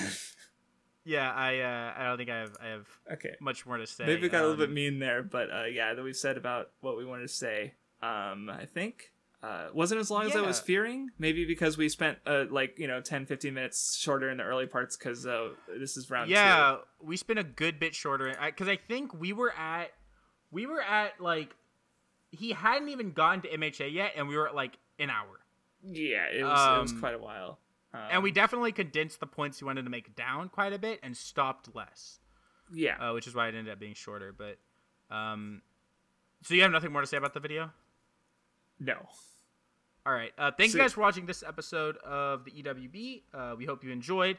As always, I don't know if Vloshry watched this or if he got all the way through, but we do want to say, we mean this. Even if we got a little mean at the end, we mean for this to ultimately be a constructive thing. We want, if you see this, we don't want to make you feel bad. We don't want to make you feel like you're dumb or stupid or shouldn't be talking about anime. We want to grow the quality of video on YouTube. We want to grow the quality of discussion in AniTube, with the hope that by doing such things, we can make it a better place and make it a more respected place in terms of anime discussion. You know, we don't mean any harm. We don't want, obviously, if you're watching this, don't go attack this Vloshry video. Don't start yelling at him. Don't call him bad. Because that's not what we're trying to do. I would honestly, like, I'd say that, like, this video had a lot of dumb points, but I'd say it's probably the least offensive of the ones covered on the EWB so far. I definitely say it's the best in terms of production and just pure, like, you know, like you mentioned, like, there's skits and there's cool drawings, and I like that. Yeah, even though it's like this is something, like, I don't, like, the points are not something I want to see more of, but, like, the style is like, there's something here that I want to see more of, and I just think, like, you know, if you got, like, again, it's a team, so if you guys manage to, like, do your homework, or even just, like, frame things to say, like, honestly, just be more positive, I think is, like, you're gonna, you know, offend less people that way or risk being wrong less, I think, if you're not throwing anything under the bus, like. Yeah, well, and something we mentioned in the Cross one as well, that I think, obviously, at a certain point, we're not telling you to run your opinions by people, because it is your channel, they are your videos, share your opinions, but especially for fact-checking, I think it is always a good idea to run things by other people. Even just in your group, or, like, with friends who know what you're talking about, like, someone, you know, the more eyes on it you have, I think the better, basically. I also think, like, there's a great saying that I love that I think applies perfectly to AniTube, and is something that a lot of people don't do, which is, like, if you're the smartest person in your room, get a new room, right? Like, don't be the one who's seen the most anime or knows the most about anime, or whatever you're talking about, sharing with share with people who are either you feel almost as knowledgeable as you, preferably more knowledgeable than you, right, is always better. Because the more knowledge that they have, like, the better chance, because, like, if they know as much as you, but in different ways, that's really useful, because you can work together to create, like, a better understanding than you have together. Yeah. But if it's someone who just knows more than you can run it by them, and they'll catch things you didn't. Right, and that probably sums up the issue with the video, is that, like, whoever is the smartest and most knowledgeable person about anime in this room calls it animes, and that's the problem, basically. The whole problem can be summed up is that they say animes. That's exactly what I mean. If there's one takeaway, no, I'm kidding. All right, thank you for listening as usual, and we'll see y'all next time.